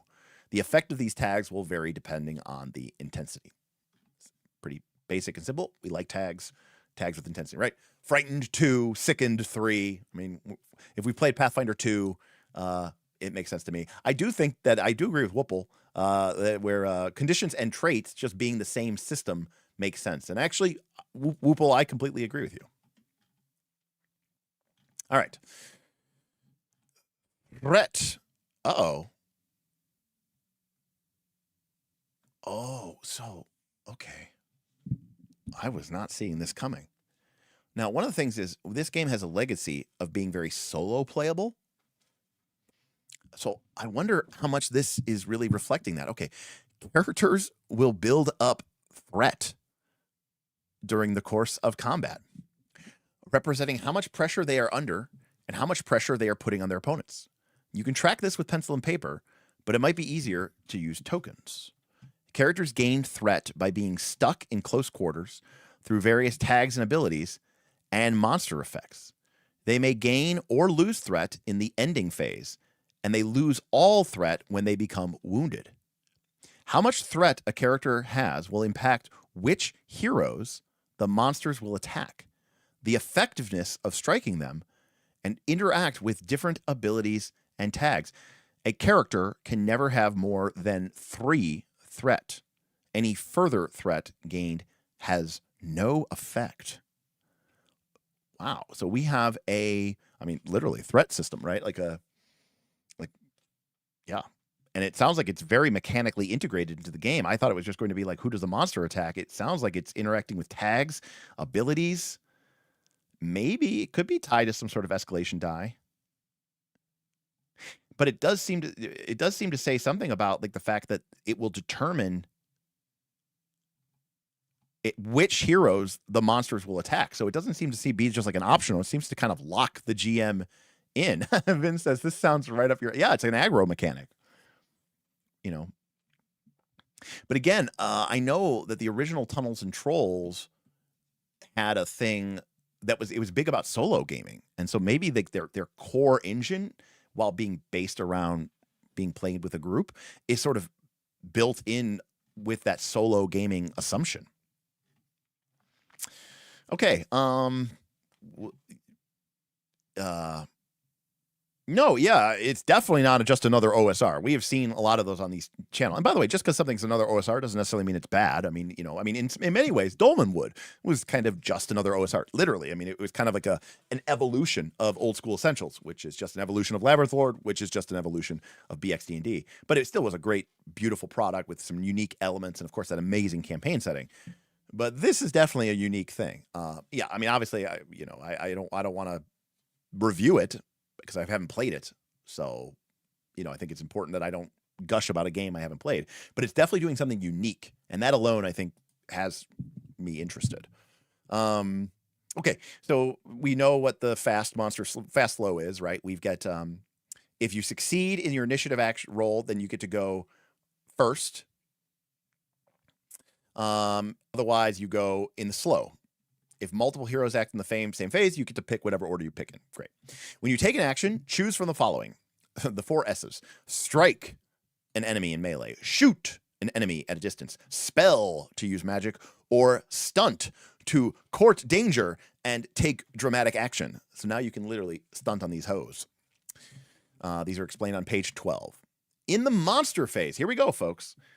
In the monster phase, all enemies take an action. The GM decides what they do, but most behave predictably. Most enemies strike, usually at the hero with the most threat. Enemies with Mob X often attack as a group. Enemies under attack may defend, reducing their threat. Some enemies have special options like shooting or casting a spell. And the GM has more freedom to determine what any elite enemy does. Cool. So it's kind of like saying that like basic level monsters are kind of on autopilot, but if you have a elite enemy, it's basically more of like the GM gets to kind of control them as they see fit rather than having them sort of be dictated by these automatic actions. This second option has me very interested here because why would the enemy having threat matter? Yes, Exactly, Vin. I am definitely getting the feeling that the combat is not grid-based. Now, to be fair, the one time I can recall playing Tunnels and Trolls, but it was theater of the mind, but like everything was kind of theater of the mind back then, so it wasn't like a big deal. I'm assuming that level 2 janitor, so. As a rule of thumb, the monsters will not target a hero who was wounded this round, unless said hero is actively putting themselves in danger like an idiot. All right, guilty. Whoops. Whoopsie. Maybe threat on enemies increases the damage they take. Maybe. All right. At the end of a combat, at the end of every round of combat, okay. So by the way, come on, PDF, don't crash on me. So we've got fast action phase, then the monster phase, then the slow action phase, then the end phase. Okay. So in the end phase, the GM first chooses the intention for all the enemies, if there are any left, and then the heroes individually choose an intention for themselves. The two options are keep going or withdraw. Characters that keep going are in it to win it, pushing themselves hard to get an edge against their opponent. A hero who decides to keep going may choose one of the following. Regain a stamina, that's your hit points, as they catch a second wind, or regain a luck point, but also gain one threat as they begin pushing their luck. Yes, you can do this if you already have 3 threat, and no, you don't take any more threat if you do. After all, what have you got to lose? Wow. So every round as a player, you get to make this decision. Do you regain a hit point, or do you regain a luck but also gain a threat? But that even might be a double bonus if somehow you're trying to be the person like a tank who's trying to get all of the attacks on you. And you're making this decision. Interesting. Yes, the fonts, headers, and borders of this PDF look very clean and nice. Honestly, in full transparency, I'm going to go to the book view here really quick. If my book that I ever made, and this is just a quick start, by the way, if my book ever looks this nice with simple, nice 2 columns, very clear, headers with a nice little easy to read font, with this orange thing, with the big, thick, heavy, with a little bit of iconography, simple gutters, basic pieces of spot art, very clear understanding with a little bit of style and a little bit of shaded text. I would be very happy with that. I mean, this looks nice as a 2-page spread, for sure. Okay. This is going in a very different direction than I expected. Guys, and they're paying me to look at this. How crazy is that? Okay. Characters who withdraw aren't necessarily trying to flee. And we're not judging either way. Oh, interesting. Okay. They may be attempting. Oh, okay. So this is movement, guys. It is. I don't think it is grid based. I think it's a threat based tactical system. Okay. If you choose to withdraw, you aren't necessarily fleeing the combat. You're trying to disengage. You're trying to drop back. Any hero who decides to withdraw may spend any amount of stamina and or luck points in any combination to reduce their threat by the same amount. You could choose to spend nothing. If any hero who is wounded by doing so reduces their threat to 0.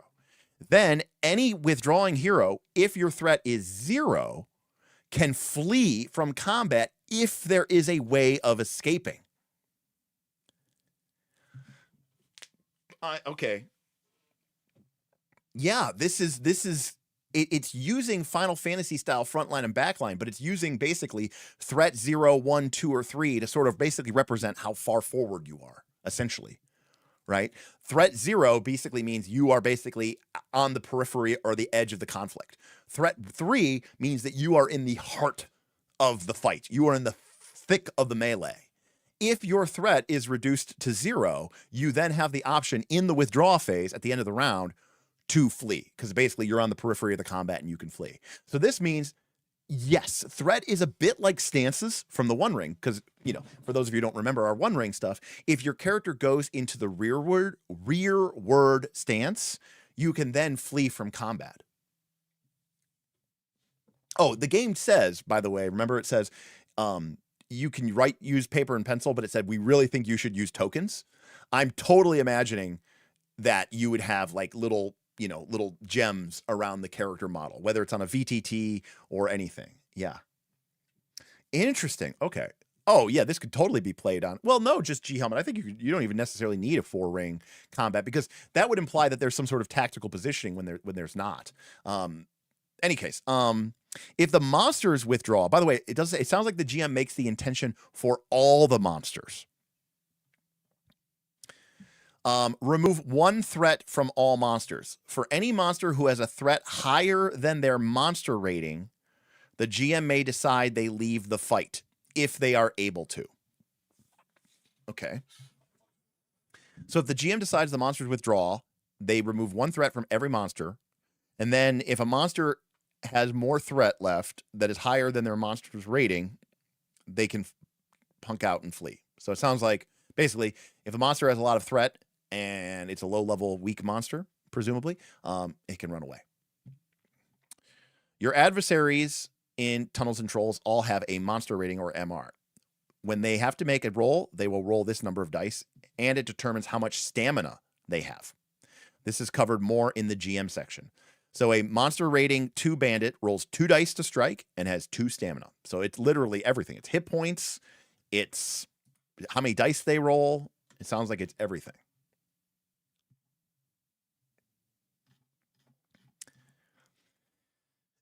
If the heroes win, the heroes win if there are no longer any monsters left.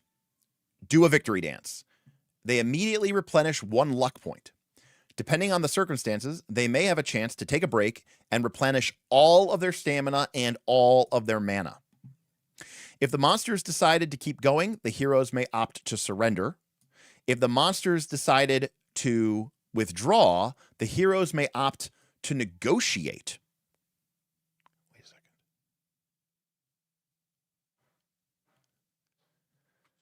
Interesting. What's up, June? Good to see you. Of course, not all monsters will be able to negotiate or understand what it means to surrender, but the heroes are free to try. So, okay, at the end of the round, yes, I agree. Level 2. What game was this, folks? Was it Eam? Was it Land of Eam that had like the 4 phases, and like phase 1 was always like parlay, and then like phase 2 was like, or no, like phase 1 was like be clever or run away, and then like phase 2 was like parlay, and like phase 3 was like do a tricky thing, and then like phase 4 was like go into a fight. I thought that was really, really clever. So this is really cool, guys. Gelmet tipped $5. Victory dance. The victory dance, indeed. Thank you, Helmet. Thanks you, Helmet. Yeah, that was Land of Eid. I love that so much, Edward. I love that as well too. So here's what I'm hearing. Okay, we're playing a combat. The players decided to do X or Y. Okay. If the GM chooses first, if the GM chose to keep going, the players can opt to surrender. If the monsters were withdrawing, the heroes can choose to negotiate. If the heroes don't choose to surrender or don't choose to negotiate, then you go into another round of combat. So what this basically means is that after every round, it's almost like, you know what, guys, this is crazy. You know what this is actually like? I look behind me. Does that give anybody a clue about what I'm about to pull off my shelf? I'm just curious if anybody knows what I'm going to pull off my shelf. This is a deep cut. If anybody gets what this actually kind of reminds me of, I trust in you guys. I'm going to give you guys a few seconds. I'm going to drink my little soda. You guys can figure that out. It's exciting.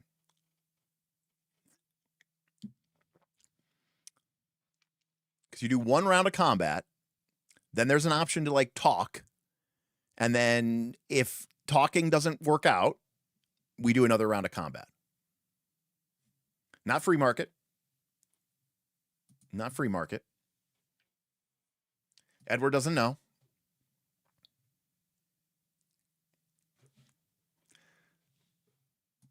Solemn Magus. Nicely done.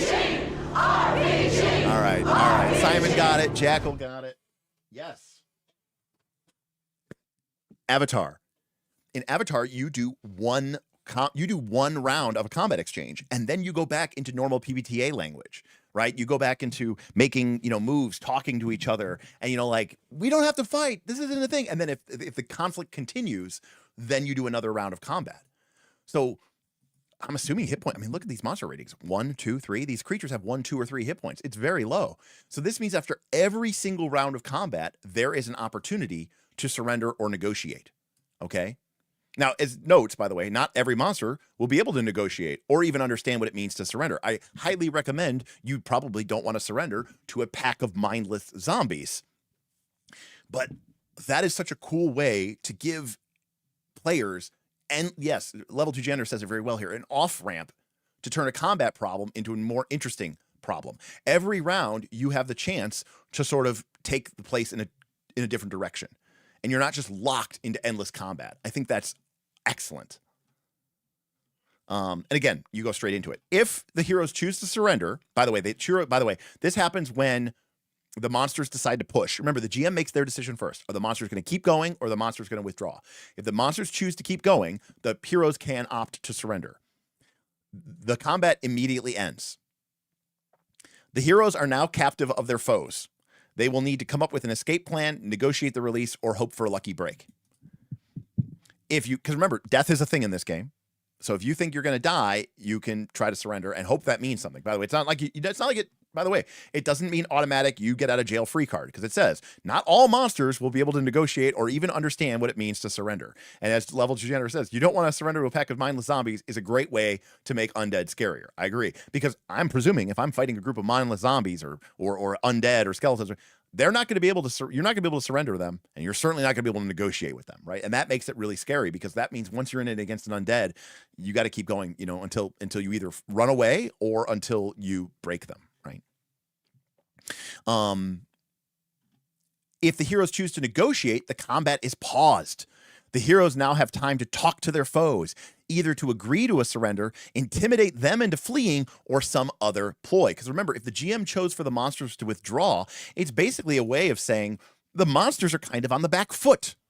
The players, in a sense, the GM is kind of indicating by choosing the withdraw option, the monsters are sort of, they're falling back, they're closing their ranks, they're not pushing, they're pulling back. And so the players could take this opportunity to be like, okay, cool, we're going to seize that adventure, we're going to seize that initiative and maybe talk to them and try to either, like you said, negotiate a surrender or intimidate them into fleeing or some other cunning ploy. So it's almost like if you can get the GM to make the monsters withdraw, it gives you this option to try to negotiate. It doesn't guarantee anything, but it means that every round you're going to get that option. I think that is really, really, really, really great. I love that. I love everything about that. It feels very similar to Avatar in the way that they do combat exchanges. Very cool. Also, check out this guy. All right. So, actions are the main thing that you do. This lets you get straight into the action without sweating the small stuff. It doesn't mean that you're not doing anything else. If you want to describe how your character's moving, how they're drawing their blade, how they're adding a witty quip, you're free to do so. The GM is even encouraged to keep these descriptions in mind, but they mostly, what we call this? They largely won't affect the outcome of actions, aka feel free to FPT. If a player wants to force the GM to reward them for some ingenious plan, they will need to stunt. By upping the ante, a successful stunt always has some sort of advantageous outcome, but it may not be what the players are acting for. So, strike. When a character strikes, you beat him in melee. If in doubt whether you can strike someone, you usually can. It's an opposed roll. Heroes rolled strength, monsters roll their monster rating. Here we go, folks. Here's the answer. Both sides roll additional dice equal to their opponent's threat. So if you have a bunch of threat, you are more likely to be hit in melee. Again, it kind of threat is less of an aggro mechanic, and again, more of a sort of how thick, how much threat are you in, like in a certain way? Like, are you in the thick of it? Are you surrounded by enemies? Are you being attacked by all sides? Your threat level is probably 3. But it also kind of means that you're a threat because you're right in their face. You're attacking them. You're actually a threat. So it's kind of like to be dangerous, you have to be in danger, right? Is that a kind of a way to think of it? Whatever side wins inflicts damage equal to the difference in the number of scored hits. So that's it. So, you roll 4 dice and the enemy rolls 2 dice, and whoever gets more hits inflicts the difference. Now note, whichever side wins inflicts damage. So when you strike, you could potentially take damage. Also note here, when a character strikes, they can choose 1 or more targets. Okay.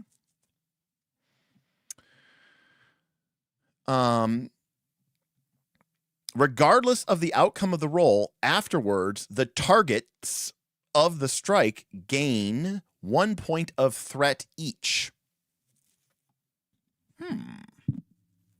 It's going even deeper into push your luck mechanics, and you can get hit by attacking. Yes. Okay. Now, again, remember, I usually say I don't like opposed rolls, but I do like opposed rolls where something always happens. In other words, we're making an opposed roll, and as a GM, I'm rolling dice, but as the defender, so to speak.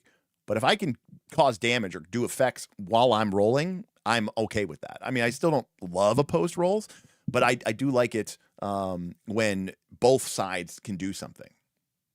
I don't know. We're going to get to that. We're going to find out. I mean, I think they can. All right. When a character shoots, choose 1 or more targets that you can see. Again, if you're not sure, you probably can see them. Heroes roll Dex. Monsters roll MR. Only the defender rolls additional dice equal to the attacker's threat. If the attacker wins, they inflict damage equal to the difference. If the defender wins, no damage is inflicted. So, obviously shooting is safer than striking, but note that when you are striking, you get to benefit from your opponent's threat. Whereas when you're shooting, you don't. So in other words, striking is more dangerous, but in some ways more powerful. Whereas shooting is a little bit safer, but you may not be able to benefit as much from a high threat enemy. What's interesting to this is, and also remember, if your threat is really high, it means that you're surrounded, right? We have to think of threat as how deep into the shit are you? So if your character is surrounded by enemies and your threat level is really high, then it's really hard to shoot your bow because the defender is going to get bonus 3. Right. Shooting doesn't add to their threat. Oh, that's a great point. Yeah. Okay. Because remember, afterwards, when you make a strike, the target of the strike gets more threat, whereas in shooting, they don't. So there's a very big difference here between just bow versus sword. It actually physically changes the way that the game is sort of working. Interesting. All right, so those are our main damaging things. Spell. When a character casts a spell, they choose one of the spells listed on their character sheet and do the requisite arm flailing, chanting, potion chugging, or whatever it is that they do to make magic work. Each spell works differently, but they all require the hero to spend some amount of their mana. If the hero doesn't have any mana to spend and doesn't have any way to regaining it, they cannot cast the spell. What happens depends on the spell. So not a lot of information there, but TLDR, cast a spell. You spend your mana. Stunt. And we know that mana is a resource, and we know that mana can come back after a combat. So it's kind of like a combat-based resource. Stunting offers you a chance to dream up big, dramatic moments. Slide under an ogre's legs to hamstring them with your dagger. Whip sand in the drake's eyes to blind it. Whenever you want to take a dramatic action that exists outside of shoot, spell, or strike, you're likely doing a stunt. Importantly, only heroes can take the stunt action, and you know what? I love that. I do not like The rules for the heroes do not have to be the same as the rules for the monsters, and the rules for the monsters, generally speaking, should be simpler than the rules for the characters. I know from verisimilitude perspectives, like I want the monsters to be able to do everything the heroes can do. I don't. So +1 from me. To stunt, describe what you want to do and what you hope to achieve. Taunt an enemy, aim your shot in their armor, duck behind a table, definitely jump onto a table. Stunts come in 2 forms, modified or independent. A modified stunt uses a regular action as its basis, such as a strike, with the hopes of gaining an extra advantage, while an independent stunt is entirely its own action. In either case, stunting adds a risk. After all, the greatest dramatic moments often invite the great possibility of dramatic failure. While I am not opposed to monsters doing stunts, I do think that the coolest moments should belong to the players, and monsters always usually have special abilities and other things, and I typically like to stay within that realm. For example, in almost every game that I play, I would never want the monster to slide like a badass underneath a player character's legs and hamstring them with their dagger and flip up and look like a badass. To me, that's not a monster action. That's a protagonist action. And, again, it depends on your view of the game and what you're trying to do. And there's certainly probably games where I'm like, yeah, fuck the PCs. But, I think for the most part, this game seems to be leaning towards the characters are the protagonists. They're the heroes. So I think this supports that pretty well. In any case, whenever you stunt, you add risk. When a modified stunt alters another action, you take that action as normal. For example, do damage and threat on a strike, but you also gain some other benefit. Maybe you deal more damage. Maybe you inflict more threat. Maybe you give the enemy a debilitating tag.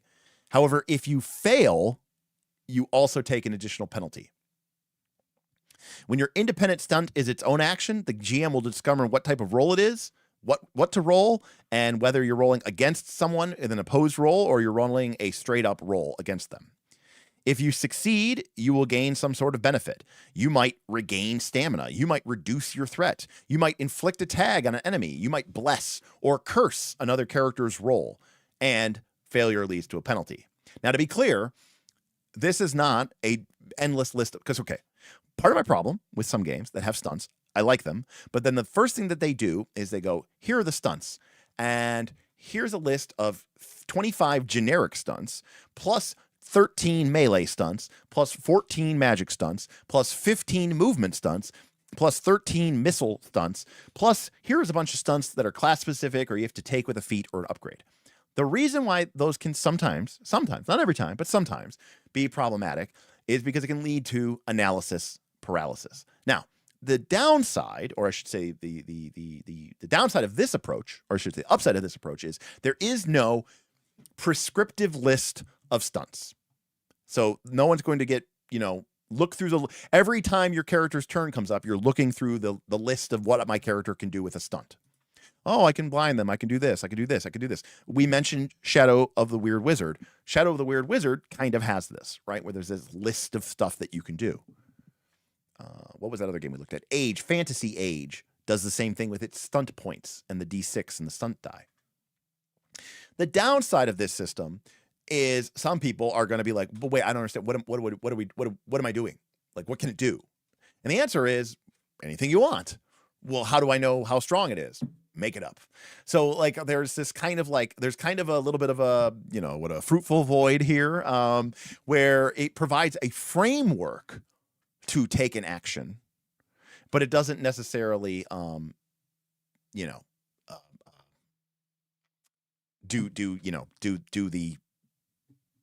give you the prescriptive list, of saying this is exactly what you can do.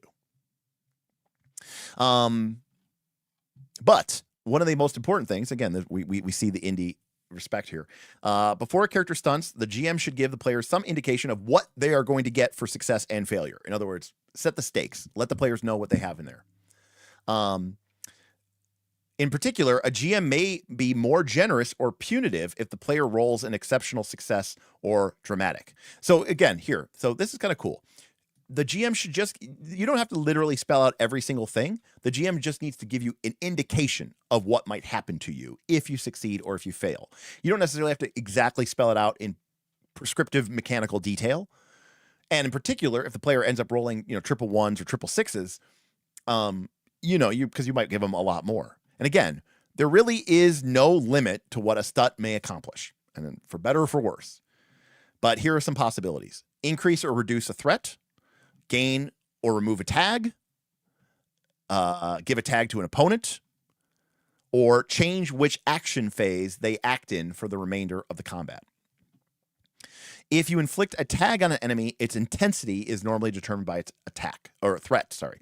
If you trip up an enemy with threat 2, it might gain struggling 2. But that being said, the intensity of any tags given is ultimately down to the GM. And I love advice like this, right? Where it basically says, look, as a general framework, as a general suggestion, if someone gives a tag, the value should be whatever their threat level is. So if they're threat 1, give them struggling 1. If they're threat 3, give them struggling 3. But that is just a framework. That is just a guideline. Ultimately, read the fiction, read the room, and maybe it's better or maybe it's worse, and go with your gut. Here's a baseline for making decisions, but I'm not going to exactly tell you what this does, but I'm also not going to leave you high and dry and struggling to figure out what it is. Here's some baseline suggestions. Again, this is just a quick start. I'm sure the full real game might have more exhaustive examples and advice and guidelines as well.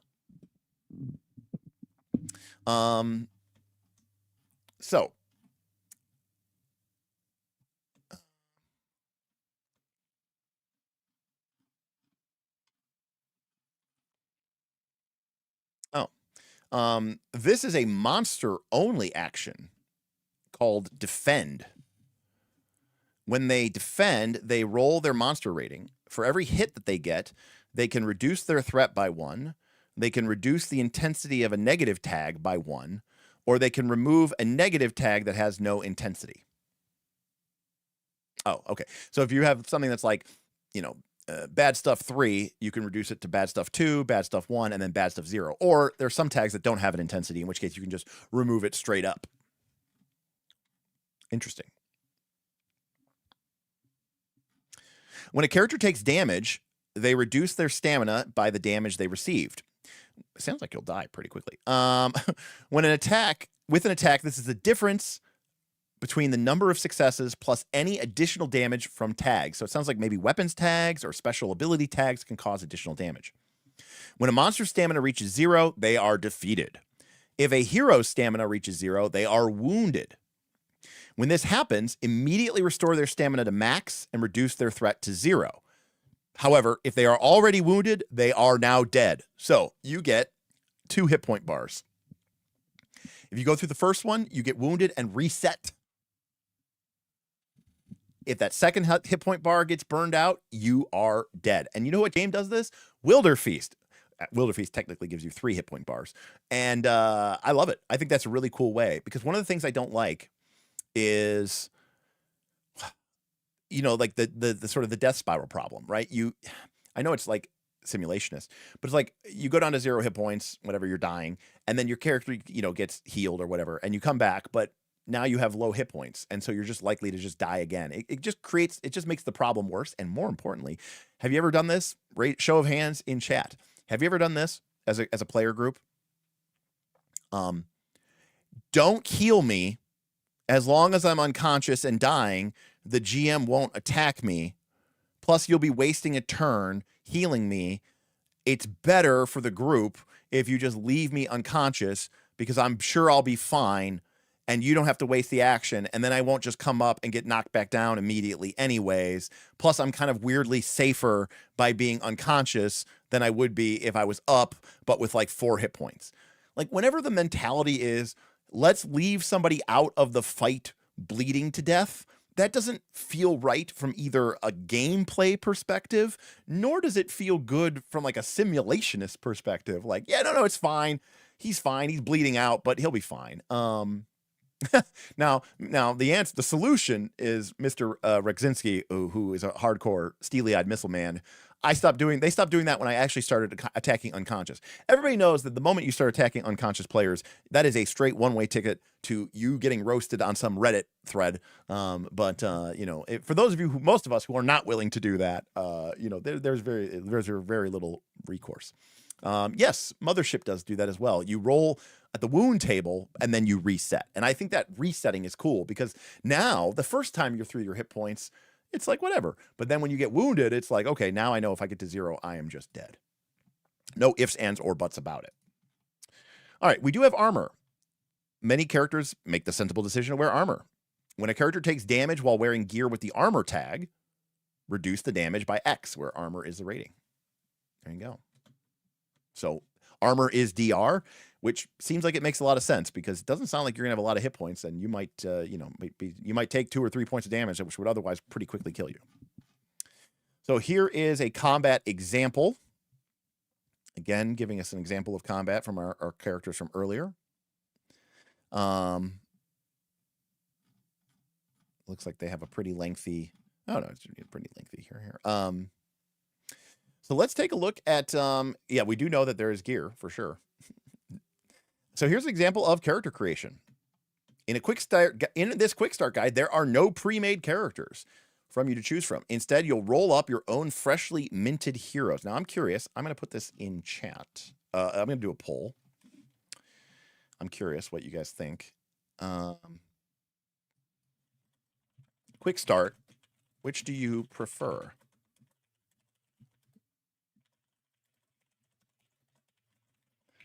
All right. The poll is almost up. Just got to find it. All right. The poll is up. When it comes to a quick start, which do you prefer? Pre-gens or simple? I butchered the spelling on that. Simple. There we go.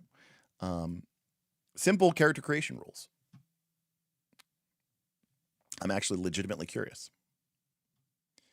By the way, as a reminder, there is a link in the doobly-doo down below. If this game looks interesting to you and you want to check it out and check out their Kickstarter, it runs through April 14th. So if you're catching this a little bit later, it's possible that the Kickstarter has ended, but there might be a late pledge option. So you should go ahead and check that out. And again, thanks to Rebellion Unplugged for sponsoring this live stream as we kind of take a look at this first look. Obviously, it was a first look. I didn't know what I was really getting myself into, but I got to say, I'm very pleasantly surprised. They are doing some really cool stuff with this game. It does feel like an old school game, but also feels modern and fresh. And that threat system is something legitimately new. And I think it's really cool. It feels similar to some other things, but it does feel distinctly unique. And I think that's really cool. And more importantly, it creates tactical non-grid based combat, which is pretty cool. I do agree. It does depend on the game. That's a great point, Mr. Keiko. But overall, people seem to say they want simple character creation rules. So that's pretty cool. All right. Now, notice it says here, you will have fewer options in this quick start guide than in the full game. We did have a couple late ones there, but overall, it's still 17. Roll first, ask questions later. There are many ways to approach building your hero. You might even have a clear idea of who they are before you get started, or perhaps you don't have the faintest idea. Whatever the case, the golden rule is roll first, consult the dice, and see what happens. Every section will tell you if you don't like what the dice say, but even if you have a clear idea of exactly what you want your hero to be like, roll first. Better yet, roll before you've even thought about what you might want or what you might hope for. I applaud that belief, right? Roll dice, find out, take chances, make something you didn't expect. So we're going to roll for our character stats. You roll for attributes in turn. So you go from left to right across your character sheet. So you roll in order. You can end up with a 2, a 3, or a 4. For players who really love unusual dice, this is equivalent to a D3 plus 1, but there is literally no reason you should care about this. Okay, if you don't like your dice rolls, you can swap the value of 2 of your attributes. If you really don't like your dice rolls, you can erase all of them and have your attributes be 2, 2, 3, 3, 4, 4, which you can freely assign to the different attributes. So basically, there is a, I'm punking out, and I'm being a wuss, and I'm just going to assign my attributes. Which is another way of saying, 443322 is what the baseline stats are, which would be average. Yeah, I don't know how you would have random rolling level 2 janitor but also not be better or worse. Correct. It's just roll. Then if you didn't roll high, you make the character you want. To be fair, I would just suggest for you just to roll and keep it. So yes, roll for high and go for standard array if you missed. That's correct. That's exactly right. Okay, so mana is equal to your wit score, stamina is equal to your con score, and luck is equal to the number of attributes with a value of 2 plus 1 more. You want low stats to have high luck. Guys, you want low stats to have a high luck score. That's awesome. Okay, that's pretty great. So that character with god tier stats, they will literally have essentially no luck. That's awesome. That is great. That is fantastic. Oh, wait, never mind. I take that back. That's great. Yes, so if you roll God tier and you don't roll any 2s, you will have 1 luck. That is the minimum. And boy, doesn't that feel awesome? Doesn't that feel I don't need luck. I have God tier stats. Yeah, level 2 janitor says, I'm running this without the option to take the standard array. All right. We got to have another poll, guys.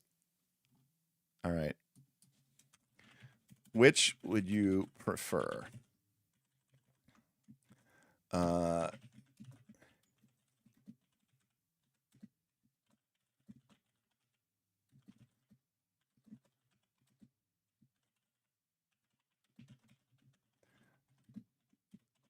right, here we go. The poll is up. 3 options. Which would you prefer? The Giga Chad with 1 luck, the Super Normie with 3 luck, or horrible stats but have 6 luck?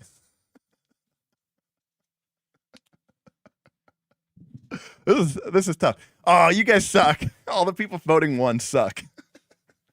I'm just kidding.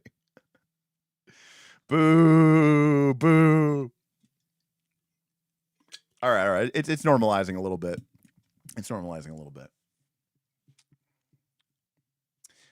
Shazbot. Oh yeah, you're right. You are right. You would have 7 luck. I'm sorry. You are correct. I'm sorry. You're right because it's +1.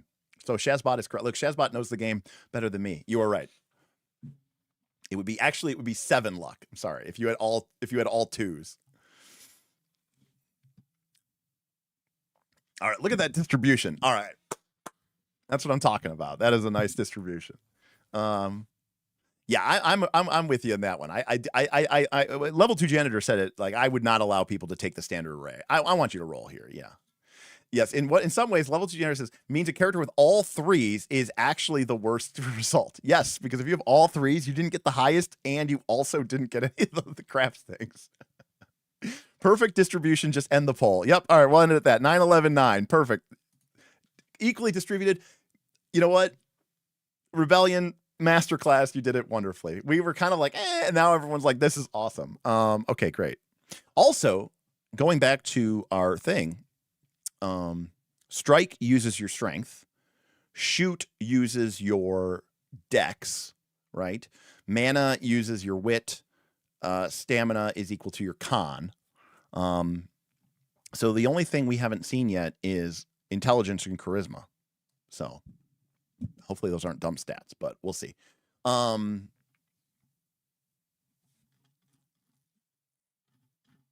least I mean, I might have missed something, but I'm getting it. So it's a first look. Yes, very Mouse Ritter-esque, right? Lower stats, better gear.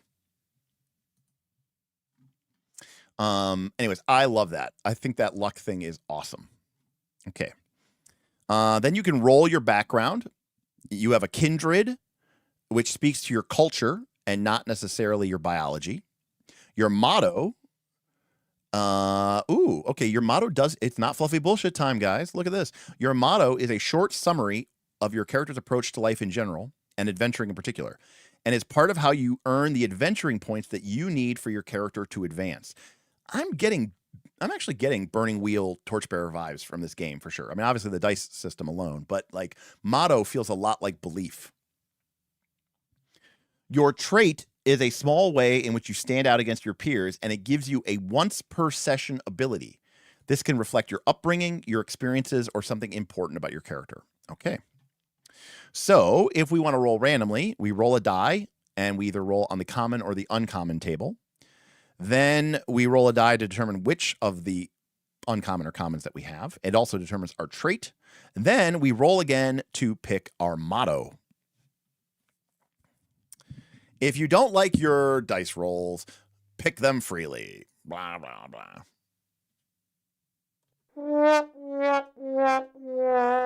I disapprove. All right, so here we go. So you could be a human kin, a half kin, a dwarf kin, an elf kin, an orc kin, or a goblin kin. Those are the common ancestries. The random traits that you can get are things like warding, green fingers, down to earth, aesthetic, gregarious, and audacity. And then we have mottos like, I've had worse. A sheathed sword never snaps. One day at a time and you'll be fine. Or, I can take it. The bonds of kin are as tough as steel. We can laugh when the work is done. I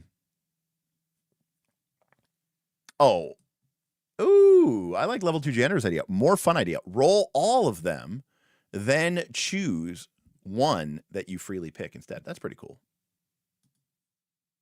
Now the uncommon traits are flutter folk, sea folk, small folk, large folk, beast folk, and linger folk. So this is where we get our weird ancestries like toadkin, ogrekin, cat folk, ghouls, flutter folk, etc., etc., etc.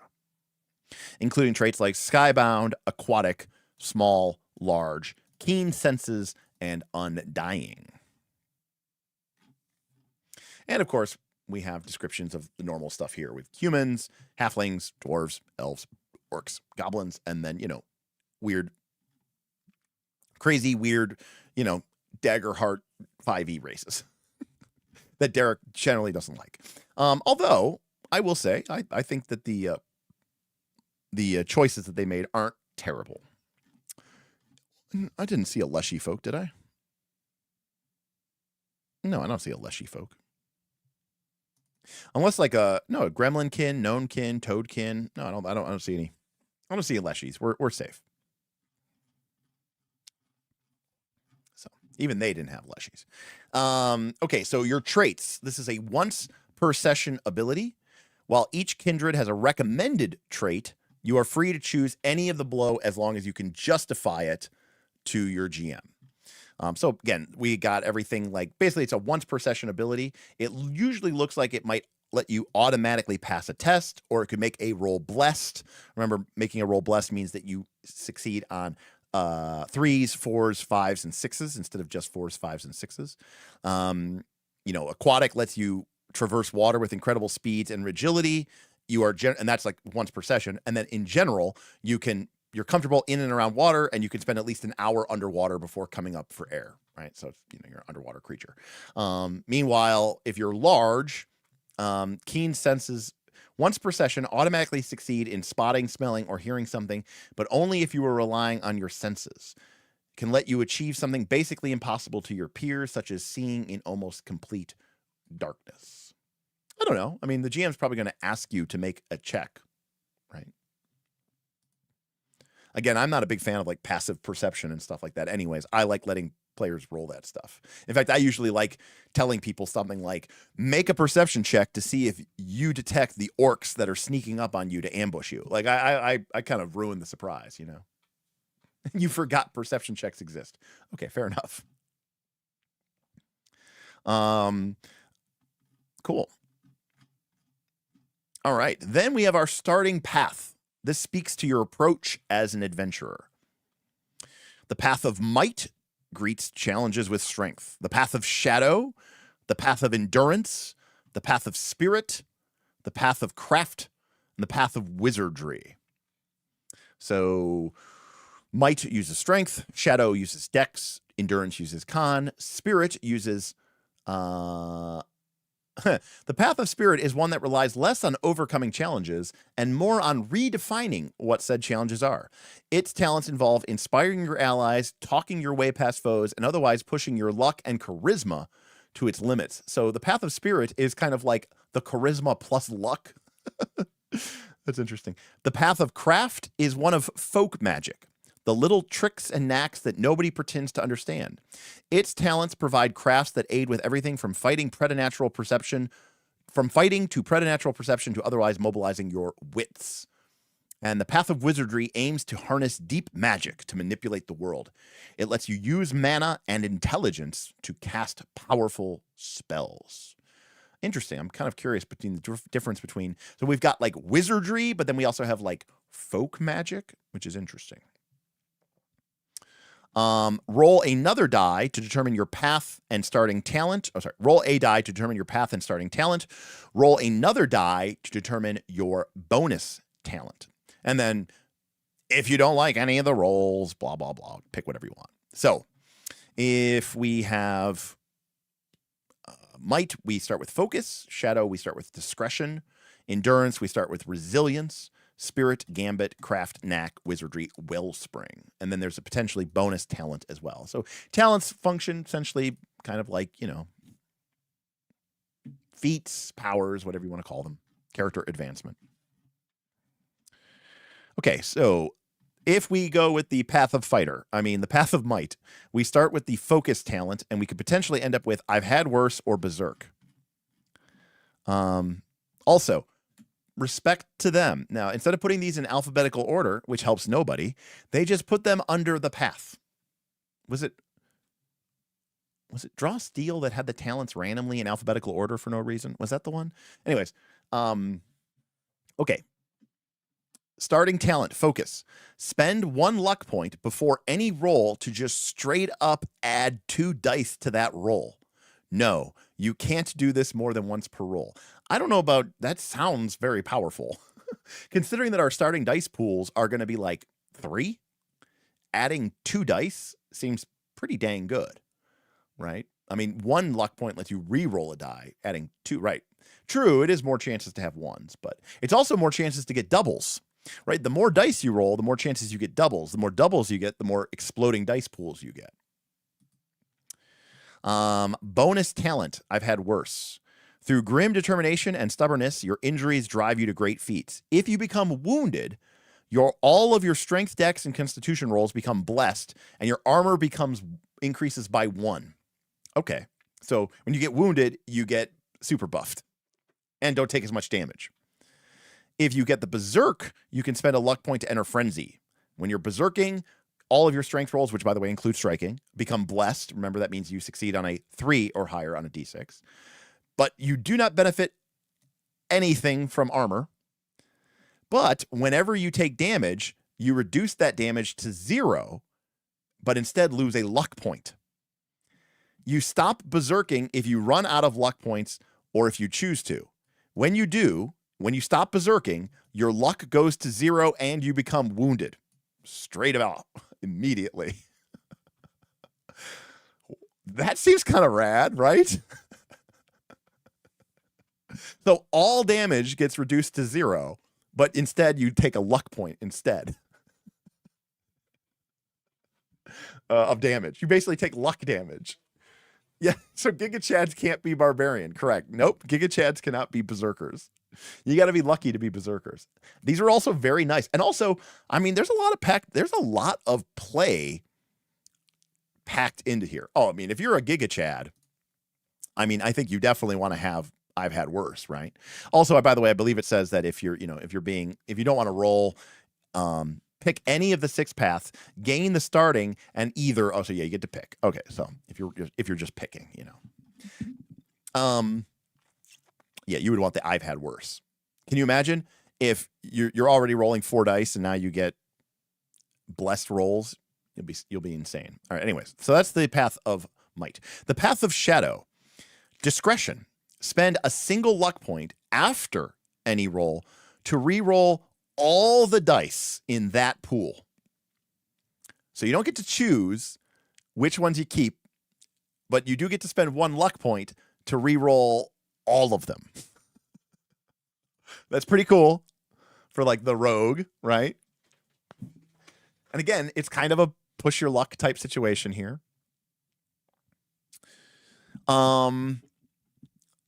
Swashbuckler. Whenever you successfully stunt, you may immediately take another action. No, it cannot be another stunt. So, double action economy. But remember, stunts have the downside that if you fail the stunt, the consequences are worse than if you failed a normal test. Or you could take alert. When you roll initiative, you can still act in the fast phase even if you failed the roll. And if you succeeded on your initiative roll, your rolls are blessed. And any roll that ever relies on your reflexes or whatever is automatically blessed. So this one seems generically useful all the time and very powerful. This seems way more fun. Yes. That is a terrible moment in Yahtzee. Yes. All right. What about the con path? Resilience. Spend 1 luck point to reduce. I like, by the way, it seems like all of the core paths abilities tie to luck, right? The might is spend a luck to add 2 dice. The shadow is spend a luck to reroll all dice. Resilience is spend 1 luck point to reduce damage from any source to 1 after applying armor. Protector. When an ally near you is the target of a strike or a shoot or in any other sort of aggressive action, you can become the target instead. Bonus talent. Tough. Increase your max stamina by 2.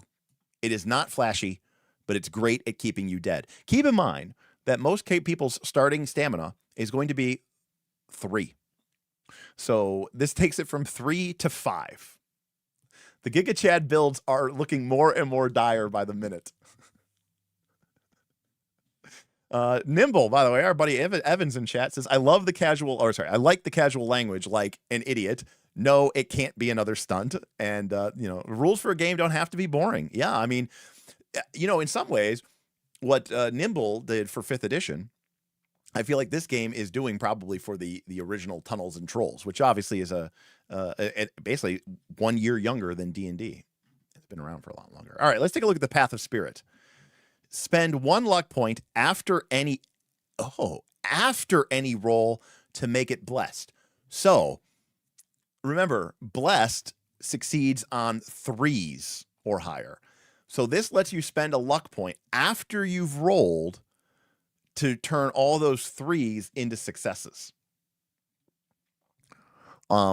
Alternatively, if your character was cursed and you only succeed on 5s and 6s, you don't succeed on 4s, you could spend a luck point after making a cursed roll and turn all those 4s into successes because blessed and cursed cancel each other out. I don't know. That's a great question. I mean, gambits are definitely, a ploy, a risk that you take beforehand. So, you know what? Rebellion. Maybe change the name of this. I don't know. I don't think that's right. Heart to heart. Spend 1 luck point to inspire an ally in earshot. Roll charisma. For every hit that you roll, that ally gains an additional dice on their next roll. If you role play the speech and really ham it up, your charisma roll is blessed. Okay, full stop. What do we think about mechanics that literally call out, if you role play well, you get a bonus, like a mechanical bonus? I personally think they're great because, people assume I don't like role playing. Just the opposite. I love role playing. I just don't like FBT, right? So I think it's awesome, and I love that it calls it out. I'm seeing love it from Mark. I'm all in for the helmet. Love it from Edward. Love it for Cinnabos. Nimble likes that it says really ham it up, right? You know what? You are correct, Mr. B Buzz. But you know what's interesting that you say that? Because normal games like D&D assume that you, the people playing it, are what? Good at tactical miniature combat, right? But to be clear, it's really just asking you to ham it up, you know, like Cole's saying, you know? I think it's great. Empathetic. When you look into the eyes of another being, you get a good sense of their emotional state. You may spend 1 luck to deduce their thoughts about you and the current situation. You can't necessarily tell if someone is lying. This, on the other hand, feels a little bit lame. I don't like this one. You know, just auto-read them. It feels out of place given the other abilities. Now I get it. Most of the other abilities were kind of tied to combat, so... But, you know, I don't know. This one, I'm not a big fan of this one, to be honest with you. It's not even that it's situational. It just doesn't feel fun. I don't know. It just feels... It doesn't feel like something about lucky. I don't know. It doesn't feel luck involved. I don't know. That's just my feel. That's just my take on it. The path of crafting. You start with knack. Spend a luck point to create a small supernatural effect, like lighting a torch, imitating an animal sound, or making something glow. This effect lasts up for a minute as long as you continue to focus on it, after which you replenish the luck point. Okay, so luck, it's like you temporarily invest the luck into creating a small supernatural effect. So while wizardry seems to be tied to your mana, your the small sort of folk magic seems to be tied to your luck. That is really cool. But it's also cool that you get it back. So it's just a temporary reduction. You can't spend it while you're doing it. And I also assume that you could have multiple of these small little effects going on, but then potentially limited by how much luck you have available. All right, our bonus talents. Blade weaving.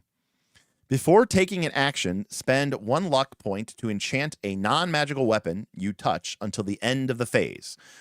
Strike and shoot actions gain an additional die and gain one of the following tags: bypass, persistent, or explosive. I don't know what those tags do, but they sound cool. I imagine this gets through armor? ? Troll eyes. As long as you are grasping troll quartz in your hands, stone and earth has a faint glow to you, enough to navigate by if you are careful. Troll rock instead glows brightly. Basically, dark vision. So you have to use one of your talents to get dark vision. And keep in mind, too, this is just the quick start. I'm sure the full game will have a lot more stuff. All right. Path of Wizardry. Spend Wellspring. Spend a luck point to gain 2 mana. This can even bring you above your maximum mana for a few moments, but you better spend it.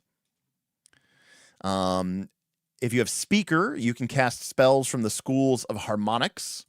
You may spend up to your charisma in mana when you cast your harmonics. When harmonic spells refer to intelligence, you may instead use your charisma. Weaver, you can cast spells from the school of weaving. Whenever you cast a weaving spell, you can spend 1 mana to reroll any number of dice. So here are the spells.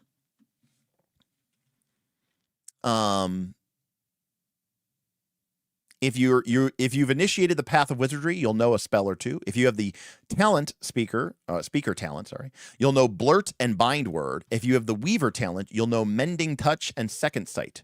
To cast a spell, you must always spend 1 mana. You can choose to spend more than 1 mana, the effect of which varies by the spell, though it always makes it better. The maximum mana you can spend on any one spell is your intelligence or your charisma if you have the speaker talent. All right, to cast spells from the harmonic school, you have to be able to make noises. Most wizards learn particular incantations, with "Take that, you fiend!" being a particularly popular one when firing off a magical blast. All right, Blurt. You choose a target, you make intelligence versus their monster rating. You gain an additional die for each excess mana that you spend. On a success, deal damage. Ignore armor. If this reduces them to 0, they explode, slightly gruesomely, rendering it impossible to loot anything of value off of them, so use it with caution. So it's literally make them explode. Bind word. Choose a target you can see. Roll intelligence. Gain an additional die for every point of mana spent. Additional spent. The target number from this roll is their magic rating or their monster rating. On a success, they get delayed or struggling 1. If the target is attacked, it loses both. Target cannot target elite enemies. If you know any sort of incriminating secrets about the target, your roll is blessed. So it sounds like this is a EverQuest mez. If you don't know what a mez is, it's like where an enemy is stunned, but you can't attack them. Because if you attack them, they become back alive. So basically, it makes it so that the enemy sounds like they basically can't take actions. But if you attack them, now they can. Because if they're attacked, they lose both those tags. On the other hand, our Weaver, you have to be able to make hand adjustments. Oh, yes, also, too, yeah, if you know anything about them, you can be more comment about this. So harmonics is vocal components. Weaving is somatic components. Mending touch. Roll a dice for each equal to the number of mana that you just spent. For every hit that you roll, you restore 1 stamina to a character you can touch, and you can divide these amongst different characters. A target that receives healing equal to their maximum stamina is no longer wounded. Targets inevitably shiver from the cold of the touch. Second sight lets you basically sense magic, detect invisibility, look at someone and learn their name and information about them, or ignore the downsides of one of the above effects that you've already chosen. Your eyes glow uncannily throughout the process. So magic feels a little weird, a little supernatural. And again, this is just the quick start. But we have, damage, healing. And again, I'm a big fan of non-clerics, by the way. Remember, I love white mages, so I am a much bigger fan of being able to heal as a wizard. Lastly, or not lastly, but we also roll gear. And again, roll 2 dice to determine your starting weapon and troll quartz. If you don't like your dice rolls, pick your weapon. Womp, womp, womp. Weapons usually have tags in the form of size, type, and quality. A weapon's type gives it certain advantages and drawbacks. Having a weapon of greater size than your opponent will make your roll blessed, but might be awkward in tight spaces and also heavier to carry. When you roll a dramatic setback with a weapon, you reduce its quality. A weapon's type gives it certain advantages and drawbacks depend on its quality. When you do this with a poor weapon, it breaks. Weapon breakage! Weapon breakage! Yeah! I like weapon breakage. I know people don't, but I like weapon breakage. I like shields will be splintered. I like, gritty. I like grittier-ish gear. Axe cuts wood, cuts shields, cuts people. You could throw it, but then you don't have a weapon anymore. By the way, note that all your starting weapons are poor quality. So if you suffer a dramatic setback, it breaks. Club, maybe it's fancily made, or maybe it's just a thick stick with nails in it, but it definitely hurts when you get whacked with one. Short bow, look, you have the arrows. Don't worry about counting them. Short sword, it prefers just sword, if you don't mind. Spear, great for stabbing without getting stabbed in return. Stick, maybe you left home in a rush, or maybe your favorite sword broke. It'll do for now. I agree. I love starting with a poor weapon. It makes finding a fancy sword feel cool. Kaz says these are the best descriptions ever. Oh no, I did not see that. That sounds awesome. Radox says they're making an EverQuest server that is officially soloable, and you can have multi-class characters. That seems crazy and somehow weird and bizarrely awesome. One of these days, we'll bring back EverQuest. We tried to get Bob to play it, but he couldn't handle it. Although he did die in a train to zone, so in Crushbone, so respect. You also start with a random troll quartz, which are just like little trinkets, magical items. Amethyst quartz glows in the dark. can just about be used in place of a torch. Blue lets you always know what time of day it is. Citrine makes a high-pitched noise if it's in contact with poison or disease. Rose emits just enough heat to start a fire. Smoky, if you give it a bite, it'll release a cloud of mist. And Vermarine vibrates when it's placed on something magical or cursed. Cool. And then you roll your accomplishment. Your starting accomplishment has no mechanical effects. But it's basically, you know, what did you do? It's sort of an auto background generator. Level says, never surprised none of these courses are like the obvious best one. Feels like most mechanics like this have one. I mean, it's always nice to have a free torch. You know, being able to detect poison or disease. Little bit of a fire starter. In a pinch, you know, you can create a little cloud of mist. I don't know. I mean, if I had to say, the blue one is probably the one that might not matter the most. I feel like most GMs hand wave this a lot, but in a game where nighttime is scary, because of the trolls, right? Like the trolls aren't going to come out during the day. Trolls are going to come out at night. If you're underground, maybe you lose track of what time it is. You know, that could be something that's more applicable. And there we go. We roll on our accomplishments just for fun. Then we add details. We've got a random name generator, people. I'm going to roll my random name. Okay. I'm either 54 or 45. So I'm either Pitar or I am Win. All right. Win or Pitor. You know what? I actually like Lena better, so I'm going to go with that one. History. Again, this has little mechanical effect, though a generous GM may bless you if you can spin it right. Boo, I used the modern rule. Yes, boo. I picked a name. And again, this doesn't really do anything, but I do like the idea, as they suggested here, that like if my character is a woodcutter and I'm doing something in the game that involves wood cutting or, you know, cutting through wood, like cutting a tree down or doing something to trying to get through a doorway, maybe the GM would allow my roll to be blessed. I literally told that story today to Smith and George. We got lunch together, we got coffee, and I told them that story today. So then you create a party. A single playable character is called a hero. A group of heroes is called a party.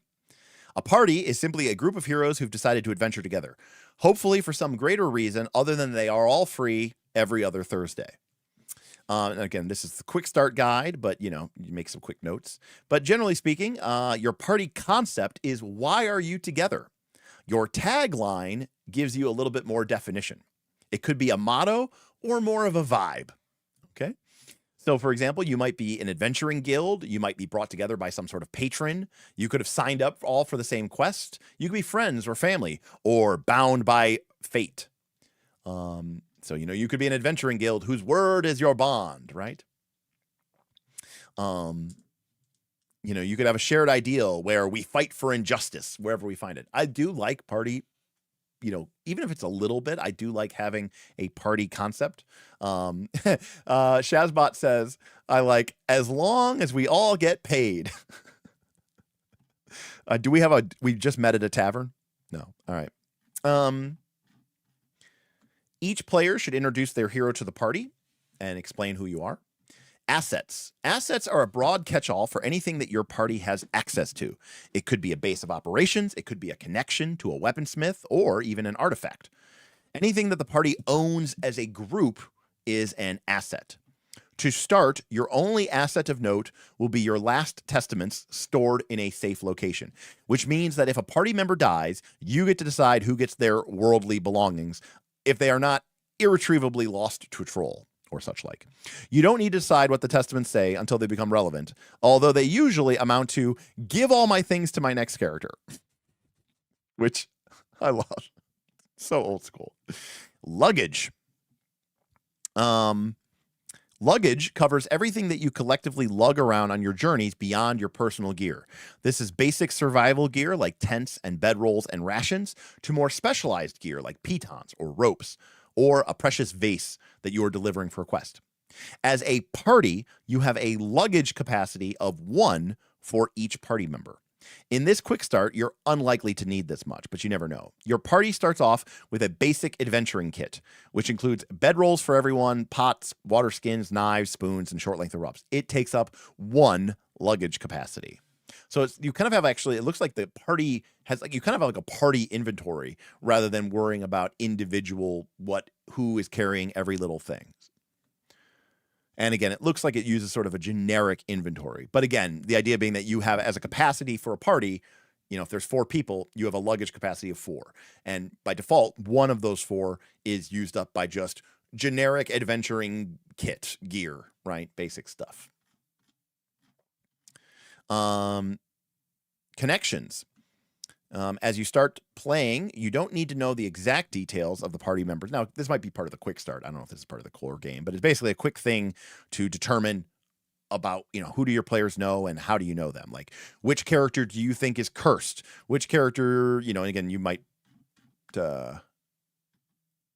roll 3 dice, so 3d6. So you might roll and it's like, hey, 8, 10.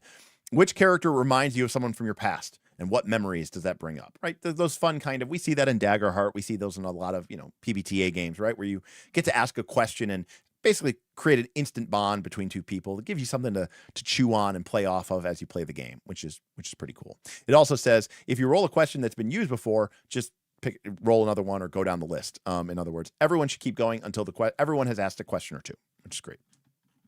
Lastly, you need a name for your group. It may have one, and then it gets changed by their actions, or maybe because you're trying to do a rebranding campaign.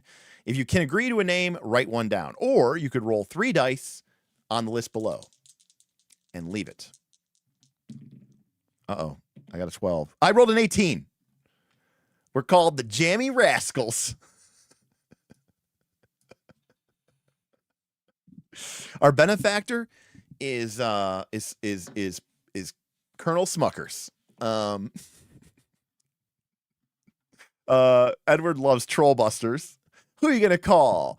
Trollbusters. And then stop.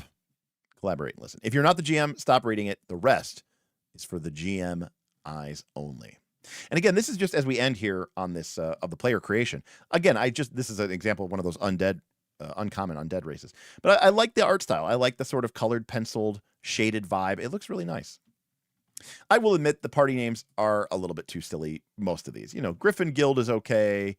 The Barlow Town Folk Brigade and, the Burlap Banner. I actually kind of like the Burlap Banner. That's a cool name.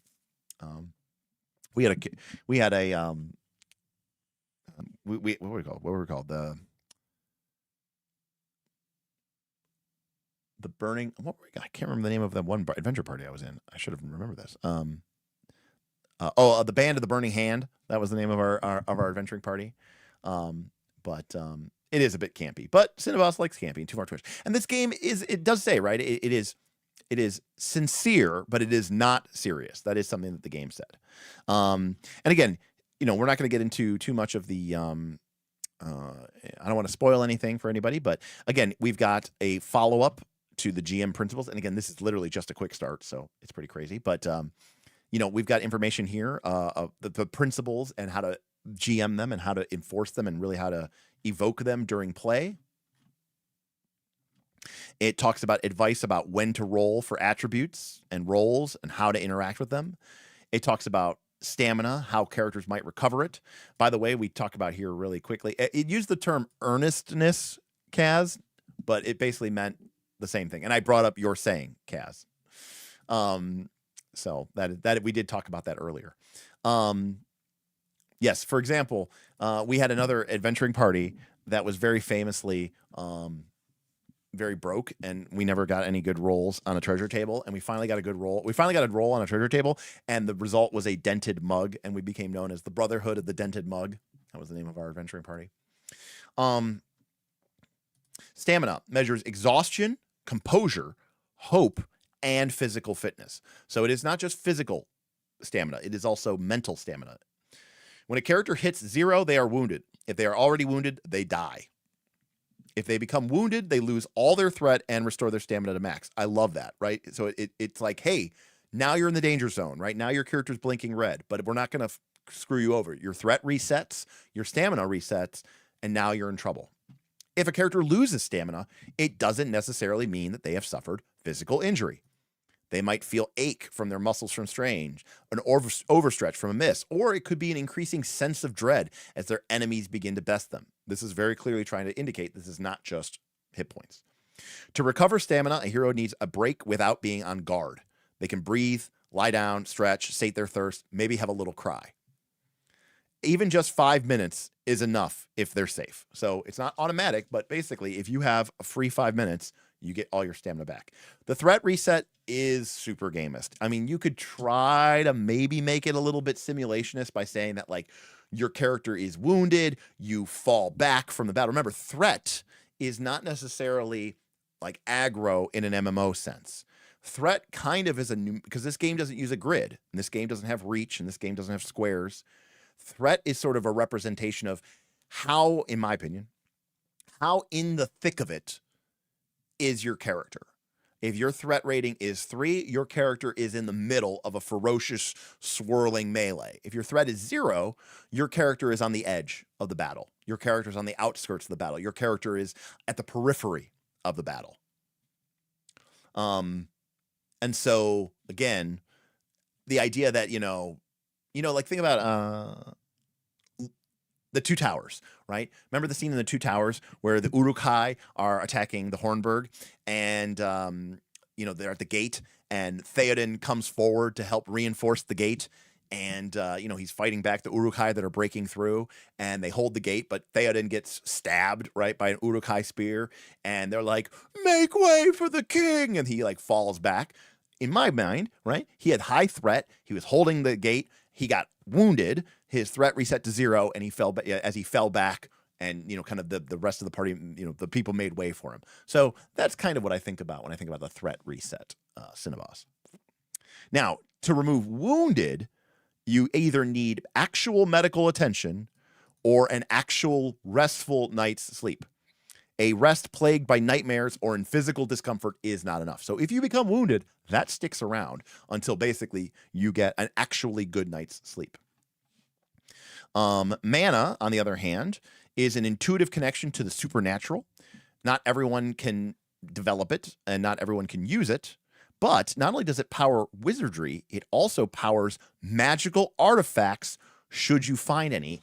I love this, and this is something that I did in DTX, where just because your character wasn't a spellcaster didn't mean that they didn't have a use for the willpower resource, because a lot of my magical items used the willpower resource. I love the idea that every character has mana, and you may not have, everybody has mana, even if you don't necessarily have a natural or learned or internal way to access it.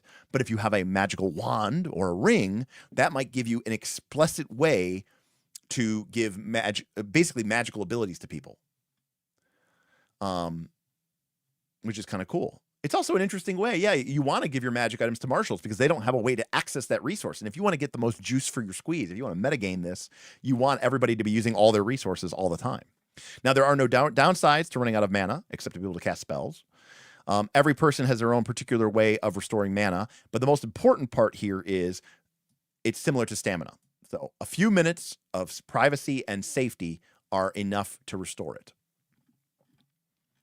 Luck. Luck is what makes a hero, because a luckless hero becomes a former hero. These are a powerful currency for players, and let them power some of their talents and manipulate dice rolls.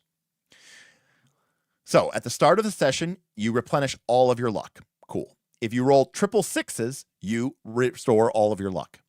If you roll triple 1s, your luck goes exactly to 1, even if it's an increase or a decrease. At the end of a phase of combat, if you choose to keep going, you can gain 1 threat to regain 1 luck. And if you win a fight, the heroes restore 1 luck point. But other than that, luck is not restored from resting, right? Luck is a kind of a meta currency. It's tied to session. It's tied to encounters. It's tied to dice rolls, random dice rolls at that. It's not tied to anything diegetic like stamina or mana, where rest in game, in the fictional world matters. Luck is very much in that respect metagaming. And then we get into the adventure, which I'm not going to get into. But needless to say, there's about a 20, 30 page adventure. And again, I think the art for this game looks really great. It's tonally consistent. It feels new. It feels modern, but it still feels a little bit old school in a way. And again, I'm not going to show too much of it because I just want to show the arts. But there you go. Classic. This is classic modern trad game. Cheering our success with our toad friend. Look, far be it from me to hate on the weird ancestries, but look, it's really simple. In my game, maybe you only roll on the common ancestries, and then you're only going to get humans, halflings, elves, dwarves, orcs, and orcs and goblins. Yes, the final page is an index with all of the tags right before the character sheet.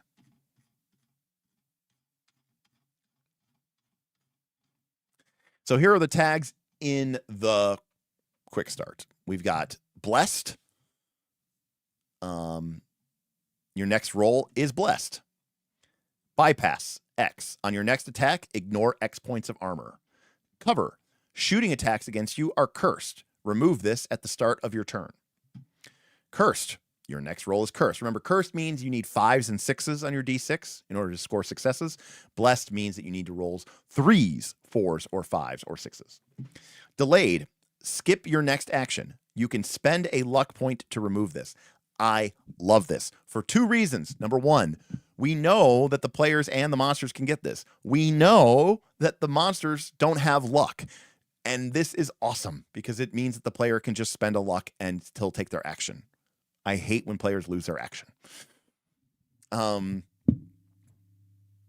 Explosive. On your next attack, add 1 die to every explosion pool that you generate. You must roll all of your explosion pools. You can't stop yourself from keep going. You get a bonus.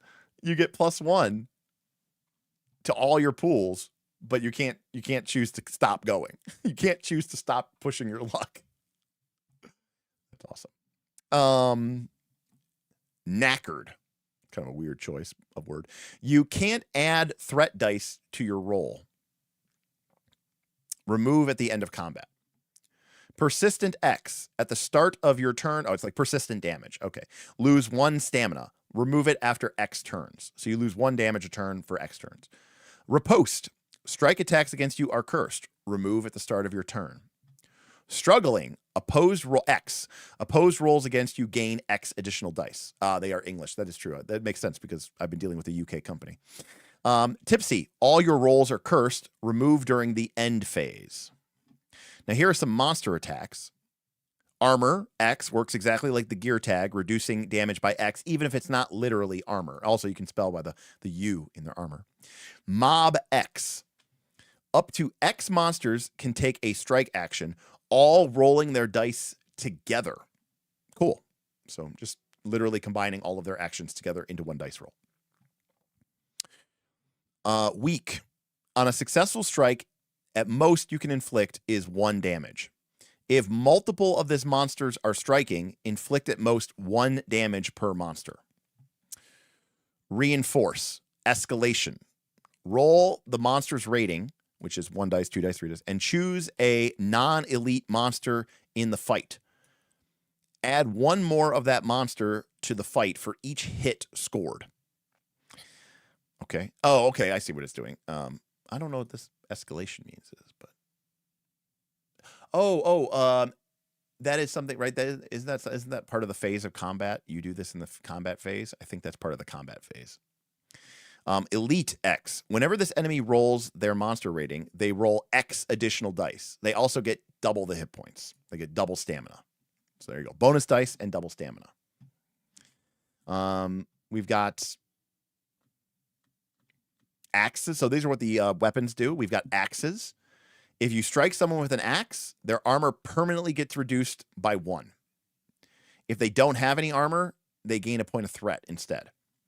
Bludgeoning, damage inflicted by this weapon is halved, rounded up, but it doesn't get reduced by armor. Bow. If you are wounded, roll the lower of your dex or strength. Blade. Versatile weapon, decent at most things, great at none. Roll an additional die whenever you stunt with it. Staff. Long sticks seem to help wizards channel their energy, even if nobody understands why. When holding a staff, there is no limit to the amount of mana that you can spend on a spell. Okay. Although I guess with no proficiencies, like, there's no reason why your wizard couldn't have a blade, right?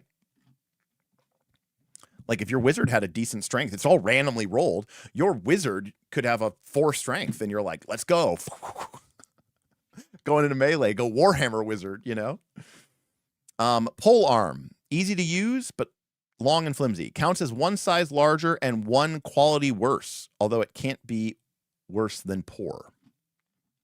And then we have small, large, normal. So the quality is poor, normal, and quality X.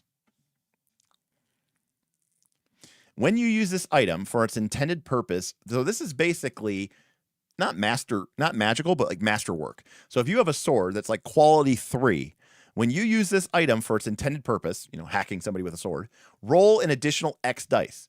Yes, this means the higher the quality of something, the more likely it is to deteriorate. Because remember, if you roll triple 1s, your item deteriorates. Life is like that sometimes. And again, this is just the quick start. And then we have the character sheet, which again, I think it's OSR looking, but it's not, it doesn't look like it was made in Microsoft Word, right? It's got this nice little, kind of sketchy hand-drawn component to like the bars and the boxes, like the little indent tone, or the little cut off corner of the boxes. A little bit of trespasser shots fired. I didn't say anything. Also, his character sheet looks good. That's true. Where am I supposed to put the check mark in that wounded box? Maybe you're supposed to fill it in, like shade it in with your pencil.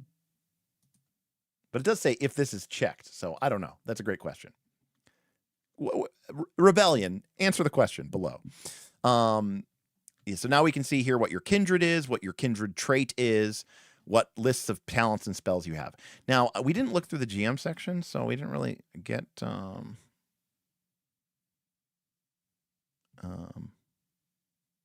By the way, if people were wondering, this was illustrated by Nathan Anderson, Kagan McLeod, Clur Arts, Priyanka Chavan, and Bella Grossflab. It was designed by Philip Hartelis, Scott Malthouse, and Chris Bisset. I did not necessarily see how the XP and leveling up works. I don't know if they cover leveling up in the quick start because, it's the quick start. But those rules do seem to be missing, which makes sense. It's just a quick start. So, yeah. Anyways. Oh, Nate, I like that idea, right? Maybe you put like a red token over it to signify that you're wounded or something like that. Yeah, I think that could be fine. No, the trespasser sheet looks great. I'm saying that there are character sheets that we've seen that look basically just like somebody hit the underscore line and held it down, for their character sheet. We looked at one of those mech games we looked at had a very atrocious looking character sheet. I don't remember which one it was. Could have been Battle Century G, or maybe it was even Mech Warrior Dynasty. I don't remember which one it was, or Destiny. There was one that was pretty bad. Okay, you're just agreeing with me, and I'm just being pedantic. Okay, got it. And that's it. And again, we could see here that there's not a lot of room for gear. And it's not for resale. Very important. So yeah, that friends, is Tunnels and Troll quick start. Yeah, I mean, I think character sheets, you know, are important. Yeah. You hate PDF watermarks. Just let me share the PDF with my players without doxing myself. That is, I've never thought of that before, but that is a good thing to kind of keep in mind. Yeah, I think the look of a character sheet is really important. You know, it is written very, you know, well, it's very British. It's also very, you know, kind of, we're having fun. You know, it's got a kind of a Dragon Bane-esque feel to it. Maybe it's like the trolls that makes it feel kind of Scandinavian, but there's kind of a mirth and mayhem vibe to the game. And, you know, we know that people here love Dragon Bane, but I have to admit there are some legitimately interesting, unique mechanics in here that I was not expecting to find. I will say, hey, we got a super chat from our man, the myth, the legend. It is Dan Kaz himself. Thank you, Mr. Kaz. Hopefully you're in for tomorrow for some Fabula Ultima. As I was telling George and Smith today at coffee, you know, I was like, we can have a discussion about, like, you know, what do we want to do next? Because again, we reached sort of the end of Act 1. You know, we're obviously people are probably potentially excited to continue playing their characters because you guys did just get your first heroic skills. But you know, if there's another game that people want to play, I am all ears, and we don't have to be locked into that. But we'll have that brief conversation tomorrow, anyways. Yes. So what I am excited about this game is, in some ways, kind of the way I'm excited about Fabula Ultima, which is the game promises to be a, you know, it was created originally in 1975 as a fast, furious, fun alternative to D&D, which was very clearly rooted in sort of the miniature wargaming aspect. And I have played a lot of Theater of the Mind games, and I can tell you that they run pretty quick and pretty fast. The problem is there's always this problem of understanding as a player, how much danger am I in, right? How much threat am I in? So regardless of how you're describing the combat, and obviously, you know, the fiction should inform the mechanics and the mechanics should inform the fiction. As a player, as a group, if you can look around the table and you see that your low hit point wizard has 3 threat on them, you understand in the fiction and in the mechanics how in danger they are. And that's really powerful and very cool tool without sort of defeating the purpose. Now, I know a lot of people who go, I love Theater of the Mind combat, and then we use miniatures to represent where we are. And I go, no, that's not Theater of the Mind combat. If you're moving miniatures around and stuff, it kind of defeats the purpose. Now, sometimes you can use them to kind of give a rough estimation of them. But what I'm suggesting is that this game might be the best of both worlds. It allows you to quickly describe what's happening, players falling back, moving, flanking, you know, swarming around an enemy, the goblins break free and start attacking the elf or the wizard. And you don't need to necessarily represent that with miniatures or moving things. Instead, you just represent it with this concept of threat. And because the threat only goes to 3, it's 0, 1, 2, or 3. It's basically, you know, you're kind of completely out of danger. You're near the edge of danger. You're in danger. You're in the thick of it. And that's kind of a cool way of thinking about it. Now, yes, I do think that there is, I think we all have that kind of internal bias to think threats. We think of, you know, managing aggro in an MMO and something like that. You know, I agree with KC. I like it as a GM. So KC says, yeah, I really like the threat mechanic. As a GM, I don't love soft fudging why my monsters are swarming the paladin and heavy armor. This gives me something everyone at the table is aware of and can make decisions and react to, which I think is really important. Not only does it make sense from like a, because to be clear, D&D doesn't make sense anyways, because like, D&D doesn't make sense anyways because, like, a lot of times, right, we've talked about this before, because you use turn-based initiative and stuff like that. Like, you're like, the game doesn't have threat. And you're like, yeah, but the fighter is standing still because it's not his turn. And instead, you know, she watches all the monsters walk around her in 5-foot squares. And she's just like, well, they're 5 feet away from me. I can't make an attack of opportunity. So I guess I just stand here and watch all of them walk past me and kill my wizard and my archer friend. And it's like, that doesn't feel realistic. But somehow people are like, that's so realistic. And it's like, no, it's not. That doesn't even make any amount of sense. Yeah, so in a way, when you see a character with high threat, let's say like your heavily armored character has high threat, and you're like, well, why would the monsters attack them? Well, because in real life, if some massive person is in your face and is blocking you, you don't have a choice. That's who you have to attack because you don't have any other choice. It's not like a D&D combat where you can just go like, no, you stand there because it's not your turn and you're immobile, and I'm just going to ignore you and walk around you and attack the wizard. That's not how real life works. So in some ways, this abstract threat system is almost more simulationist than a grid-based combat. Now, is it as tactical? Probably not. No, without playing it. But I think it's more of an idea from that perspective. Cinnabos would rename threat and luck, but I like the systems. I don't know that I would rename luck. I think luck is really, really great. One could say it's almost emulationist. Yes, you could. So yeah. So again, I think that works particularly well in that respect. So I think it's really cool. Now, Lug says, unpopular opinion, but WoW group dynamics like roles and threat are great mechanics and should be ported into games. I think games are games, and I think they actually do work really well. So I completely agree with it. I missed threat system, but it sounds like a gamified position from Blades. Yes and no, Nate. What it is number one, the more threat you have, the monsters are going to attack you. Number two, if you have a high threat on you, in melee, monsters get a bonus to attack you.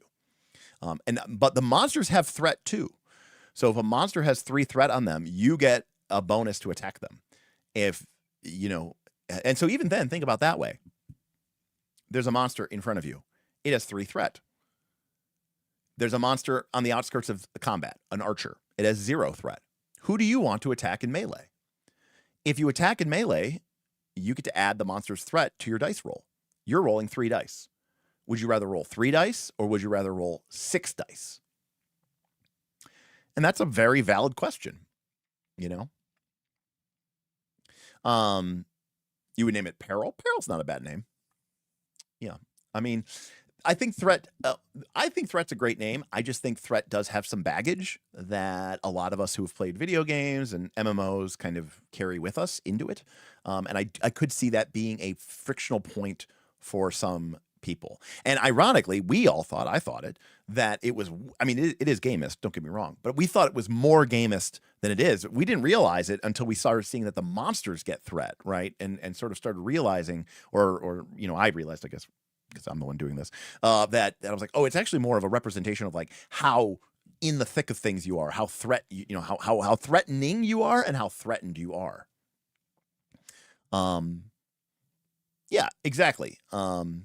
Right. If your rogue jumps in against a threat 3 enemy, right, you're just like, that's your character being like, oh, these characters are engaged in melee with my allies, they're swarming, and I'm coming up and just jabbing them from behind and really hitting them and killing them. Now, what's interesting too about that, G Helmet, is that per the rules of the game, when my rogue, let's say, quote unquote, jumps into melee and makes that strike,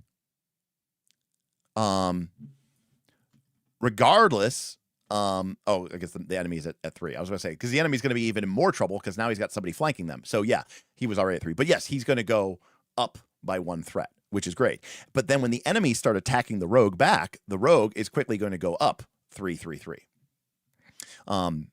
Now, it didn't really discuss this, but I am assuming that this is the case. Talk about push your luck. Okay, you ready? I'm sure this is probably in the example of combat, but your character has 4 strength, right? You're Giga Chad. You're fighting a bunch of minions. They have an MR of 1. Now, if you attack, that means they have 1 hit point, by the way. If you attack 1 minion, you're going to roll 4 dice. They're going to roll 1 dice. And if you win the roll, you will do damage to them equal to the amount of hits that you scored. And as long as you do 1 point of damage, you will kill them. However, you could attack 2 minions. But now, I'm assuming, they roll 2 dice as a group. So you are less likely to succeed against any one of them because you're attacking multiple of them. Or do you attack 3 of them? And if you attack 3 of them, they're going to be rolling 3 dice. Do you see where I'm going with this? Like, every time you make these attacks, you can choose to target multiple people. It just means that they're going to have a much bigger dice pool that you have to beat as a group. You're not attacking each individual dice pool. It's just one big dice pool. Right?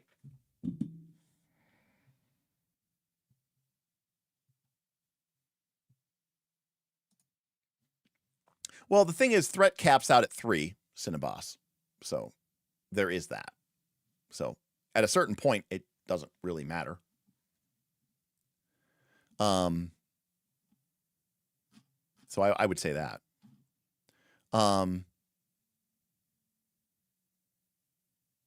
Now, what I don't know, let me see if it's in the example of combat. Okay.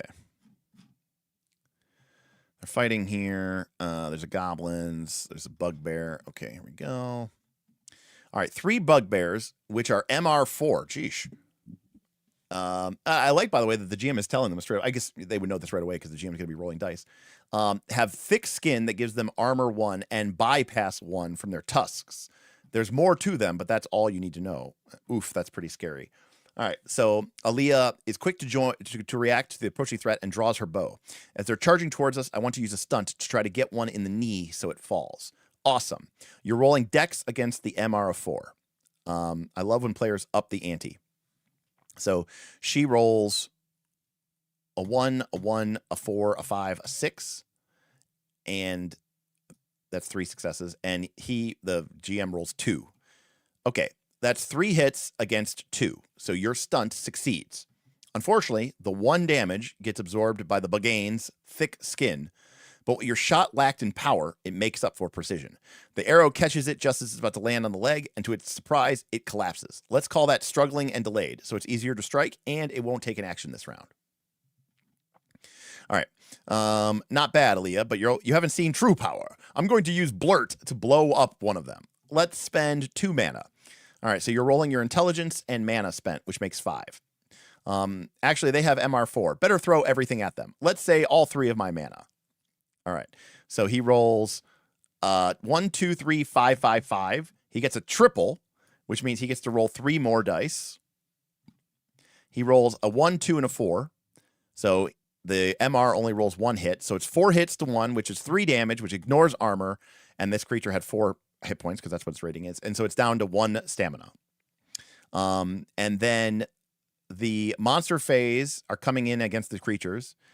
And the Beth, who's playing Whiskers, says, not so fast. I will use Protector to have both of them target me instead. And Aaliyah says, are you sure about that? No, don't stop her. That's like her one job. Bring it. What's the worst that could happen? So Beth rolls her strength and gets 2 hits, and Philip rolls 3 for the hurt Bugane. And then except that as bypass, so you still take a point of damage. Got it. But you did gain a threat, which means the next one is rolling an additional die. Don't count me out, blah, blah, blah. 5 dice against 3. He gets a 1, 2, and 3 against 2 hits. So he fails. 2 damage, piercing your armor leaves you at 1 stamina. Yep. All right, the last Bugane is still down, so it just gets up, and now it is the slow people's turn to go. So it doesn't look like there's an example here of where they're attacking multiple people. No. The monsters get to attack as well. I mean, we just saw here the Buganes were attacking the fighter.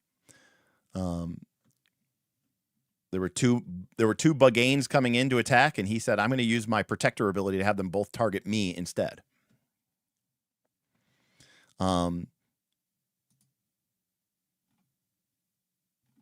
So that is something I think I need a little bit of clarification, which is like, how exactly does the multiple targeting thing work, and how does the damage get assigned? Well, let's see what happens after the end of the Bugane here.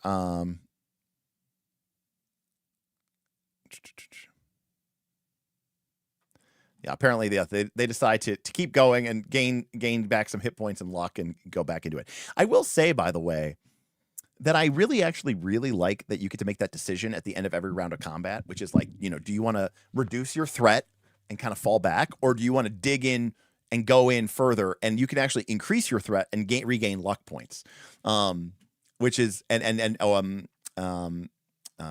get a stamina back. So I love the idea that like if you can like avoid getting hit for a round or 2 rounds, you might actually be able to like heal naturally.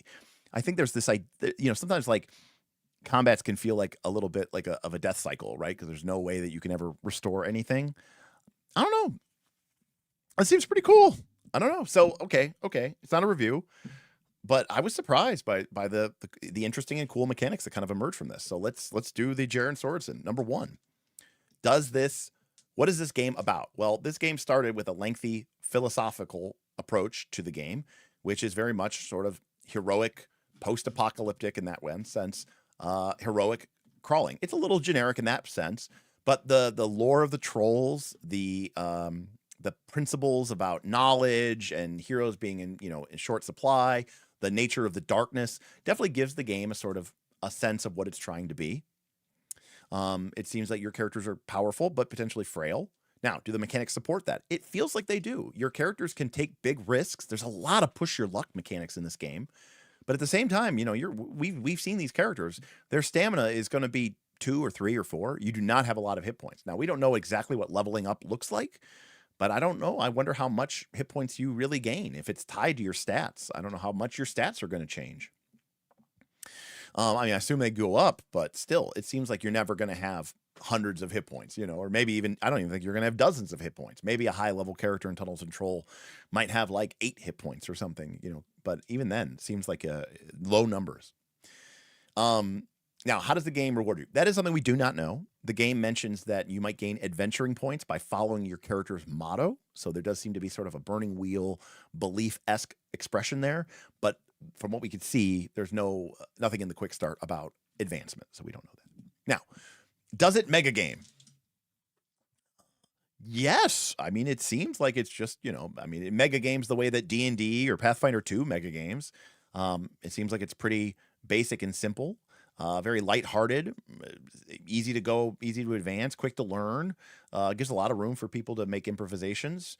I don't think it's like extremely well suited to it in a particular way, but it seems like it's pretty good. Actually, if the math is pretty flat, that usually helps with mega gameability, right? Because even in like Pathfinder 2, right, we had to like create like auto leveling to keep everybody the same level. So if there's a way to kind of prevent people from getting, crazy powerful, that usually helps with mega gameability. So I'll give it a plus. Does it heroic deed? Yeah, if we made every talent, is that what they were called? Talents that you get from a character, if we turned it into a heroic deed, right? Like if, like all of these, talents they're called. If all of these talents do if Swashbuckler, basically said like, so here what it says. Whenever you successfully stunt, you may immediately take another action. No, it can't be another stunt. So you can imagine the heroic deed is like, perform a stunt in combat against a, MR2 or MR3 or greater monster. And it has like 3 circles or 4 circles. And once you get all 4 circles filled in, you've completed the deed, you get the Swashbuckler talent, right? We could, alert could be like, every time you pass an initiative test where the TN was 3 or higher, mark a checkbox, and after you mark it 3 times, you get the alert feed. So yeah, I personally think this thing heroic deeds extremely well.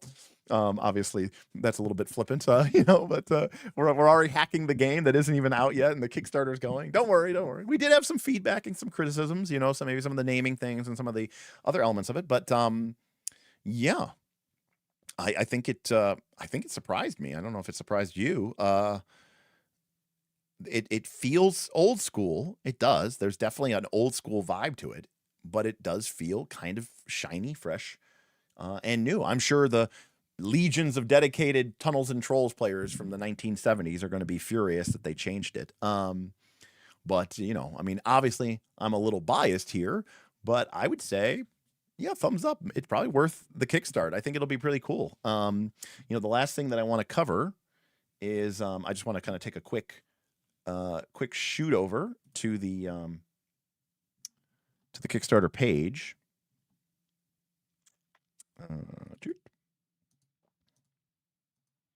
So here we have the Kickstarter page. We've got it's at 120,000, by the way, of the 267091 goal. I don't know why that was the goal, but we got 4 days left. And again, look at like that cover, right? That cover looks great. Look at the art there. I think that looks great. I use this kind of cover art for like the thumbnail, and I thought it was great. So we've got a nice chunky hefty book. Apparently Dave Thumavore gave it a nice thumbs up. Said the latest edition has clearly suppressed D&D 5e in terms of product and appeal.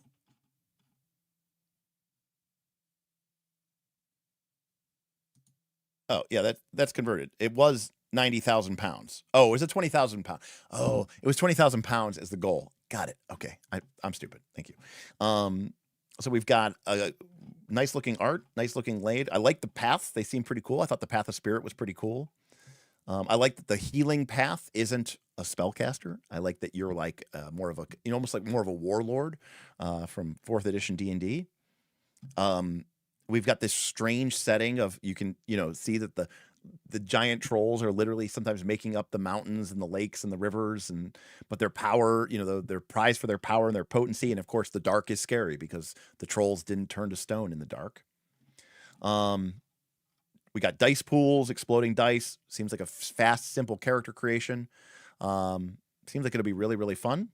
And again, solo play mode is part of the core experience because that was always a part of Tunnels and Trolls. So this is a game system that's being built from the ground up to sort of embrace that. And look at that. There you go. Dynamic combat. Theater of the mind encounters use threat mechanics to create tactical and cinematic fights. And you know what? I bet you this works really, really well. And honestly, if nothing else, I would kickstart this and steal this threat mechanic and try to incorporate that into some other games. I think that's a really cool mechanic. So the core book is going to be a 256-page core rule book for Tunnels and Trolls: The New Age. It is 8.5 by 11, full size. There is the city book, 112-page city source book. There is the campaign book, The Petrified Throne, a 112-page introductory campaign. There is a solo side quest, The Wailing City, an 80-page solo side quest. And again, for £30, you get the PDF. For £50, you get the PDF and the actual physical book. The digital bundle has everything for $75. The print bundle has everything for £120. There's a big print bundle, which contains everything, plus a map, plus cloths, plus, all the little doodads and nuts. And then, of course, there's the I Want the Full Everything Deluxe Super Special Collector's Edition for up to £199. And then there's a GM bundle, which I guess contains multiple things, and an initiative coin, and blessed dice, and cursed dice. Oh, a GM screen. I'll be honest with you, I don't like it when they make the GM screen part of the high-end bundles. You should be able to get the GM screen even in the lower levels. That's just my personal take, but, hey, who am I? And then, of course, the full collector bundle, everything special, everything super edition, including your own yawning troll dice tower. And here's a comparison of the pledge. But yeah, I think it's pretty cool. We get some stretch goals have already been unlocked. Looks like we're working our way towards 90,000 pounds. Looks like that probably should be unlocked here. But looks like there's going to be NPCs, and then they don't even know if there's going to be a stretch goal for 100,000. Let's make it happen, people, shouldn't we? Don't they usually have an add-on option? Sometimes they do, Lollipop. Sometimes. There you go. Okay. There you go. Okay. Well, I can't promise you that they will do that, but I would hope that they will. But yes, I just saying, I think it should be an add-on. I like GM screens. Very cool. Oh, by the way, these deluxe editions are apparently only ever going to be available for the campaign, never to be reprinted. Gorgeous faux leather tomes embossed and covered in silver, gold, and copper foil. That's pretty cool. Okay. Edward confirmed the GM screen is an add-on. Cool. Good. Good to know. In that case, thumbs up. Good job. Oh, yep. There you go. Sorry. There we go. I just didn't get down far enough. Add-on screen for 20. Trifold. Gorgeous art. I love the art of it. What do we like these dice at? It's hard to tell without seeing them in real life, but I'm going to guess it's going to be somewhere around tier 2, maybe tier 2.5. They could be translucent. Actually, the blue ones I'm probably going to say are tier. The blue ones look like they're tier 2. The clear ones look like they might be like tier 3. They look worse. This means nothing to anybody. I always love the character sheet pads. I know it sounds stupid, but in this day and age, I would rather just buy a pad of character sheets than print them up. Plus, they're usually nicer paper stock, which I really, really like. And of course, you can add on additional copies of the book, yada, yada, yada. So very cool. And from what I know, yeah, it does look like they colored all the different. The dice tiers are for readability. Correct, Lollipop. Correct. It's my tier 0 is black and white or white and black. That's tier 0. Everything else beyond that is a getting worse. I should also add that when I was looking at their press kit, they are going to be at Gen Con. So I doubt they're going to have the game released by Gen Con, but you never know. But they will be running demos and stuff at Gen Con. So that's kind of cool if you're planning on going to Gen Con. And again, it was pretty cool of them to reach out to me because, again, one of the things that they said during, in their reaching out to me was, hey, we feel like no one's done a good job of like digging into the mechanics. And I think they were basically saying like a lot of people, I'm paraphrasing, I'm putting words in their mouth, but I think Rebellion was like a lot of people are talking about like the vibes, the historical text, the layout, the art, the feeling of it. And they're like, well, we really think that I think they're basically saying we're kind of proud of the mechanics. We actually think there's more here than what people think there is. And you know what? I think they were right. Like there's a lot more going on here mechanically under the hood than I will freely admit that I gave the game credit for. And that was just through the quick start. I feel like there's a lot of game just in this quick start. So I think, a 256-page version is actually pretty legit. And the game does seem like it would be, pretty fast and quick and easy to run and easy to pick up. So, and I am a big fan of Theater of Mind. I will freely admit that these days, I'm kind of in my anti-grid era. Not saying like I'm completely anti-grid. I'm sure I will come back at some point in time, but it's like right now, I'm not really playing Magic. I'm not playing constructed Magic. And, maybe someday I will again, but I hopefully think they reached out to the right person because I do really respect what they try to do here with the mechanics. Again, I'm not a Tunnels and Troll super fanboy from the last 30 years. So, if yes, I'm sure there are people who are upset that they changed the game, but no one took that from you. If you want to go play 5.5 edition or 6th edition or whatever, the French 7th edition or 8th edition, whatever it is, you can go play that. No one's stopping you from playing that. So I think this is pretty cool. Yeah. So, I mean, KC, I think speaks for me, speaks for everybody, and I'll let him have the final word here. Yeah, this was way better than what I was expecting going in. I was assuming it was going to be a grognard game, but it's actually a nice modern system. And not just in its mechanics, but also in its presentation, its philosophy.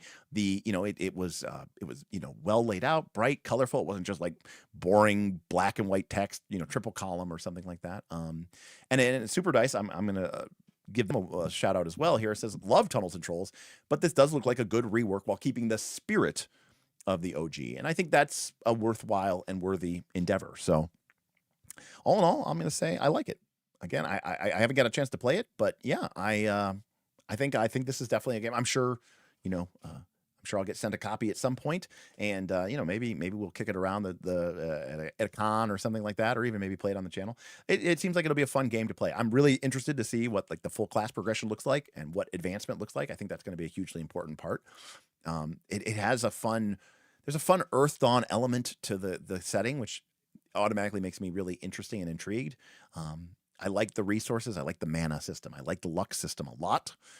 I love the way that the low ability score characters have high luck. I think that's awesome. So yeah, looks really cool. I'm going to say double thumbs up. So again, if you're interested in supporting this, please take a look through my affiliate link in the description below. Hey, what's up? Thank you, Victor. Victor tipped $10, catching up. A tip hoping for more hex crawl and delving mechanics overviews.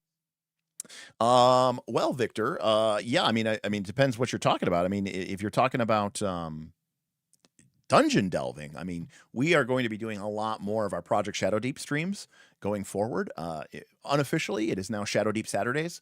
So Saturday nights, for the foreseeable future, I'm probably going to be streaming on Saturday nights.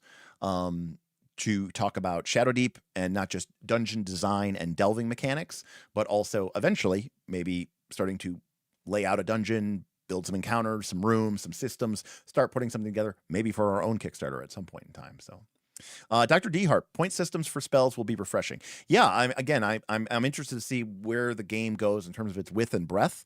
But one of the things I think is really important about this game, which is cool, and it's easy to get pigeonholed. Realize that, let's say your character has the Path of Wizardry. Okay, you can wear armor. There's nothing we saw that said you can't wear armor. You can have a sword or a bow or a mace or an axe. There's nothing that says that you can't. So, you know, wizardry is more something that you can do rather than something that you are. And I think it's really easy to sort of be like, you look at the wizard and you go, it doesn't really feel like they have that many spells. What am I going to do with all my magic? It's like, well, what do I do when I'm out of mana? Do I have no, you're not a D&D wizard. So you can do whatever you want. And I think that that's something that's important to note. And like, even, okay, yeah, like maybe my strength is only 3. So what? The best you could roll is 4. Like, you know, and it's random. So you might have a 3 strength, which means your character might be, or you might have a dex of 4 and you're really good with a bow. You might take the path of wizardry and be better with a bow. So there's some really neat character potential there as well, which I think is pretty fun. And you know, Forbidden Lands is like that. Forbidden Lands, you could be a wizard and wear armor and carry a giant axe. You know, Cinnabos says, "Do I ever use strike if I have stunt available though?" Well, I mean, yes, stunt. I mean, to be fair, a stunt can be a strike, but the downside is that if you fail the stunt, you know, things are going to be really bad for you. So, I mean, if you're pushing your luck a lot. Now, I will say, if your character has a high luck stat and you got a lot of luck available to you, I don't know, maybe you do, because you can always just re-roll bad dice. You know, yeah. I mean, that's true. YOLO. Here we go. Stunt does not allow for multiple targets. I mean, you're getting nitty gritty with the game rules now, buddy. I do not know. I do think maybe it said pick 1 target for the stunt. I'm looking at the thing here. All right. So shoots, it says choose 1 or more targets. Strike says choose 1 or more targets. Stunt says to stunt, start by describing the action you wish to take. I mean, it doesn't necessarily say, you know. It's hard to say. So, I mean, I think there's a little bit of the multi-targeting thing has a lot of cool implications. I guess I just really I would want some more clarification about that. So that would be feedback I would give to Rebellion Unplugged. Obviously, it's a quick start, so let's not be, you know, too. Yeah, I don't know. Because if it is a strike, I mean, a strike can be against multiple targets, you know, because it says if a modified stunt alters another action, so you take that action as normal. So, for example, inflicting damage and threat on a strike, so etc. So I'm not sure, but I don't see anything particular that says, you know, you must only target 1. So I don't know. It's a great question. All in all, I think the stunt mechanic is really interesting. I would also be really interested, and then we're getting into the nitty gritty now here, but like, why do only the monsters have the defend action? That part is interesting to me.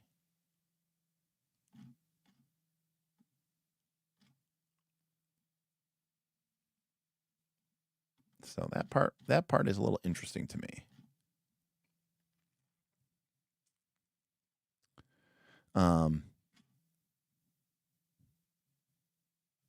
Because it says here, most enemies strike. Enemies under attack may defend. And some enemies will have special options, like shooting or casting a spell.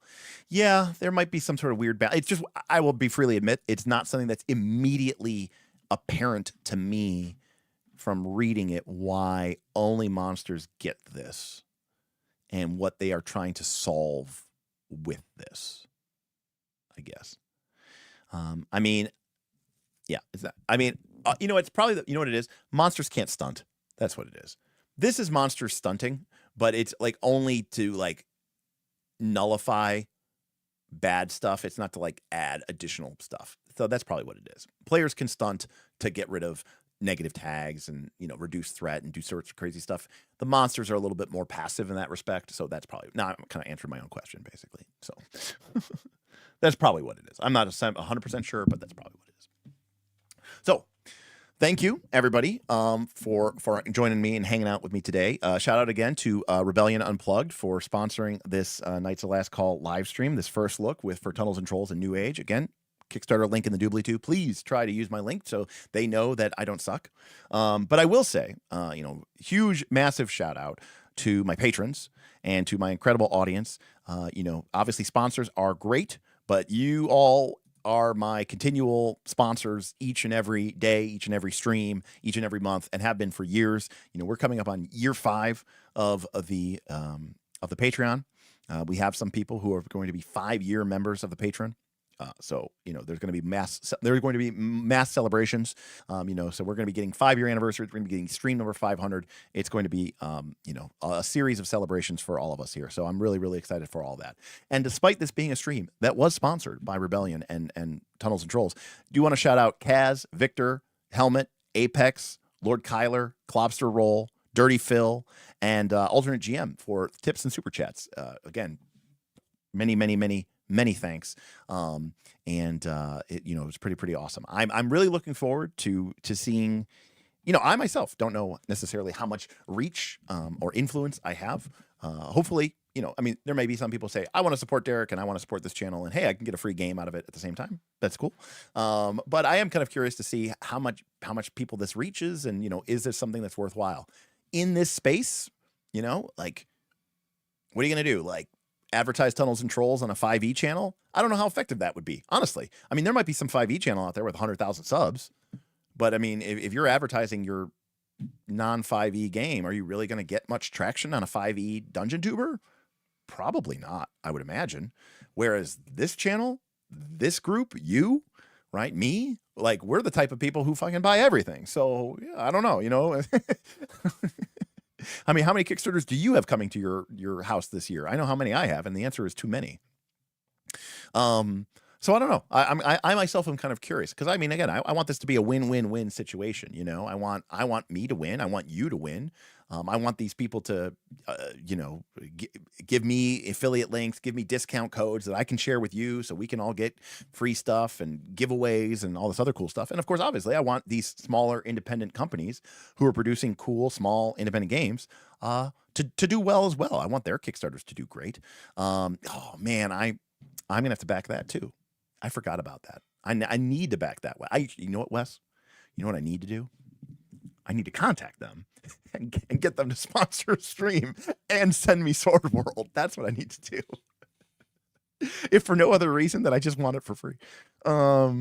Because again, as a record of Lotus War fans, I have to absolutely love that. So yeah, this channel is terrible for your wallet, and it is. And but again, taking a step back, I can't remember what the exact wording was, but there was that survey that basically said that the average number of D&D books that the D&D player owns is 0.4 or something like that, because most people who play D&D have never bought a D&D book. They play on their GM's D&D Beyond account, or they use a borrowed game, or or borrowed book or whatever. So at the risk of sounding hyperbolic, you and me and all these people, we keep this industry alive, so we're the people, and not just, and I'm not talking about D&D. I'm talking about, because they get their D&D Beyond subscriptions and stuff like that. I'm talking about the Paisos, and I'm talking about the Free Leagues, and I'm talking about the Mythworks, and I'm talking about the, Exalted Funerals, right? I'm talking about all of the smaller press publishers. It's because of people like you and me and our fellow patrons and our fellow viewers that these companies can make a living, and people can actually get their game out there. And I think that's hugely important. So, I'm obviously thrilled that we had somebody who came to us and said, hey, we like what you do, and we think you are a valuable voice in this community, and we would love to sponsor what you do, because we'd like to get our message out there, and we think you are the right channel to do that with, because you'll understand it, you'll appreciate it, your audience will appreciate it. Because let's call it what it is. Not many people in the TTRPG space are going to appreciate, number one, this game. Number two, my approach to talking about it for 3 hours. So, you know, I think that we should acknowledge that, yes, we are spending a lot of money here, but we are the few, the proud, the mighty, the whales, right? We're all whales, you know, in RPG tournaments. You know, you don't get a collection like this by not buying. So again, shout out to Rebellion, but shout out to all of you as well, because whether it's this Kickstarter campaign or the next one or a different one, yeah, you know, it's we're doing the Lord's work when it comes to keeping these companies doing well, which I think is really awesome. And you know, seeing all these other small independent companies do really well with their Kickstarter recently. You know, there was a whole thing at Gamma about, you know, we talked about this, I think, or Roll for Combat talked about this, where it's like, you know, the indie scene is blowing up. You know, more and more multi-million-dollar Kickstarters are happening from small independent companies that aren't doing 5e. That's huge. So again, I think we're slowly but surely making inroads, right? Yeah, we're still going, alternate GM.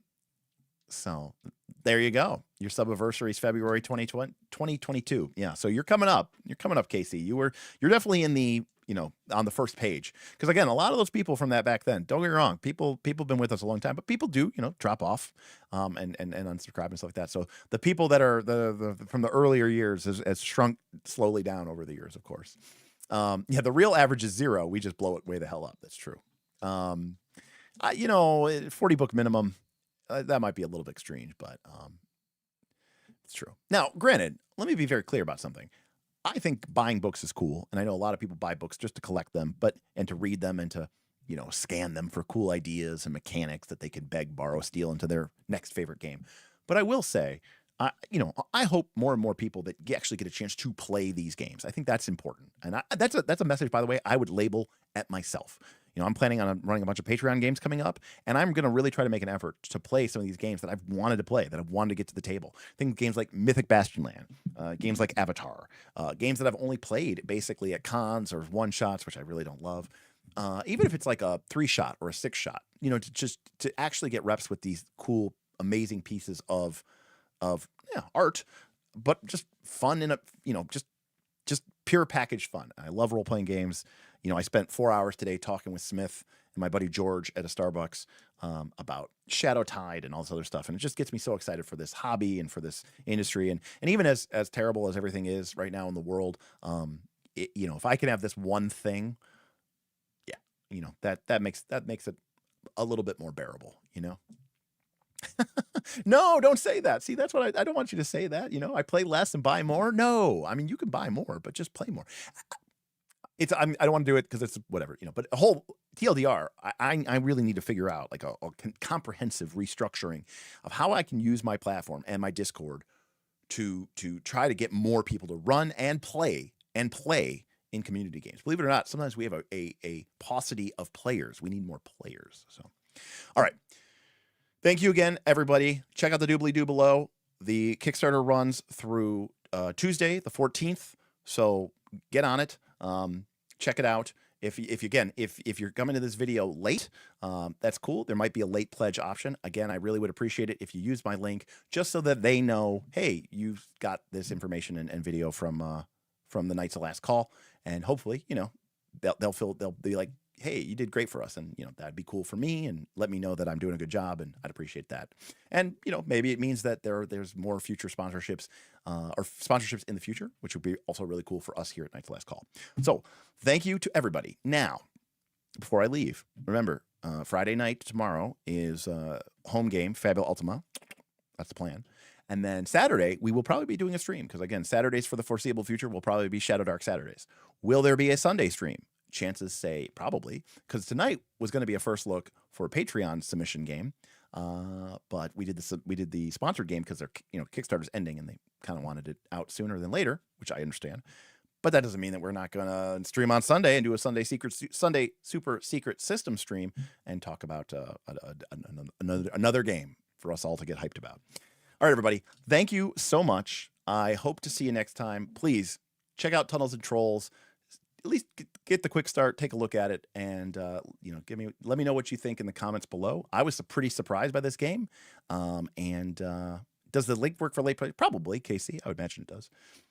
I will say I was pretty surprised by this game. I was expecting kind of basically a slightly cleaned up trad game, and instead we got a pretty fancy little modern indie game with a lot of PBTA and burning wheel isms, and I think it's pretty cool.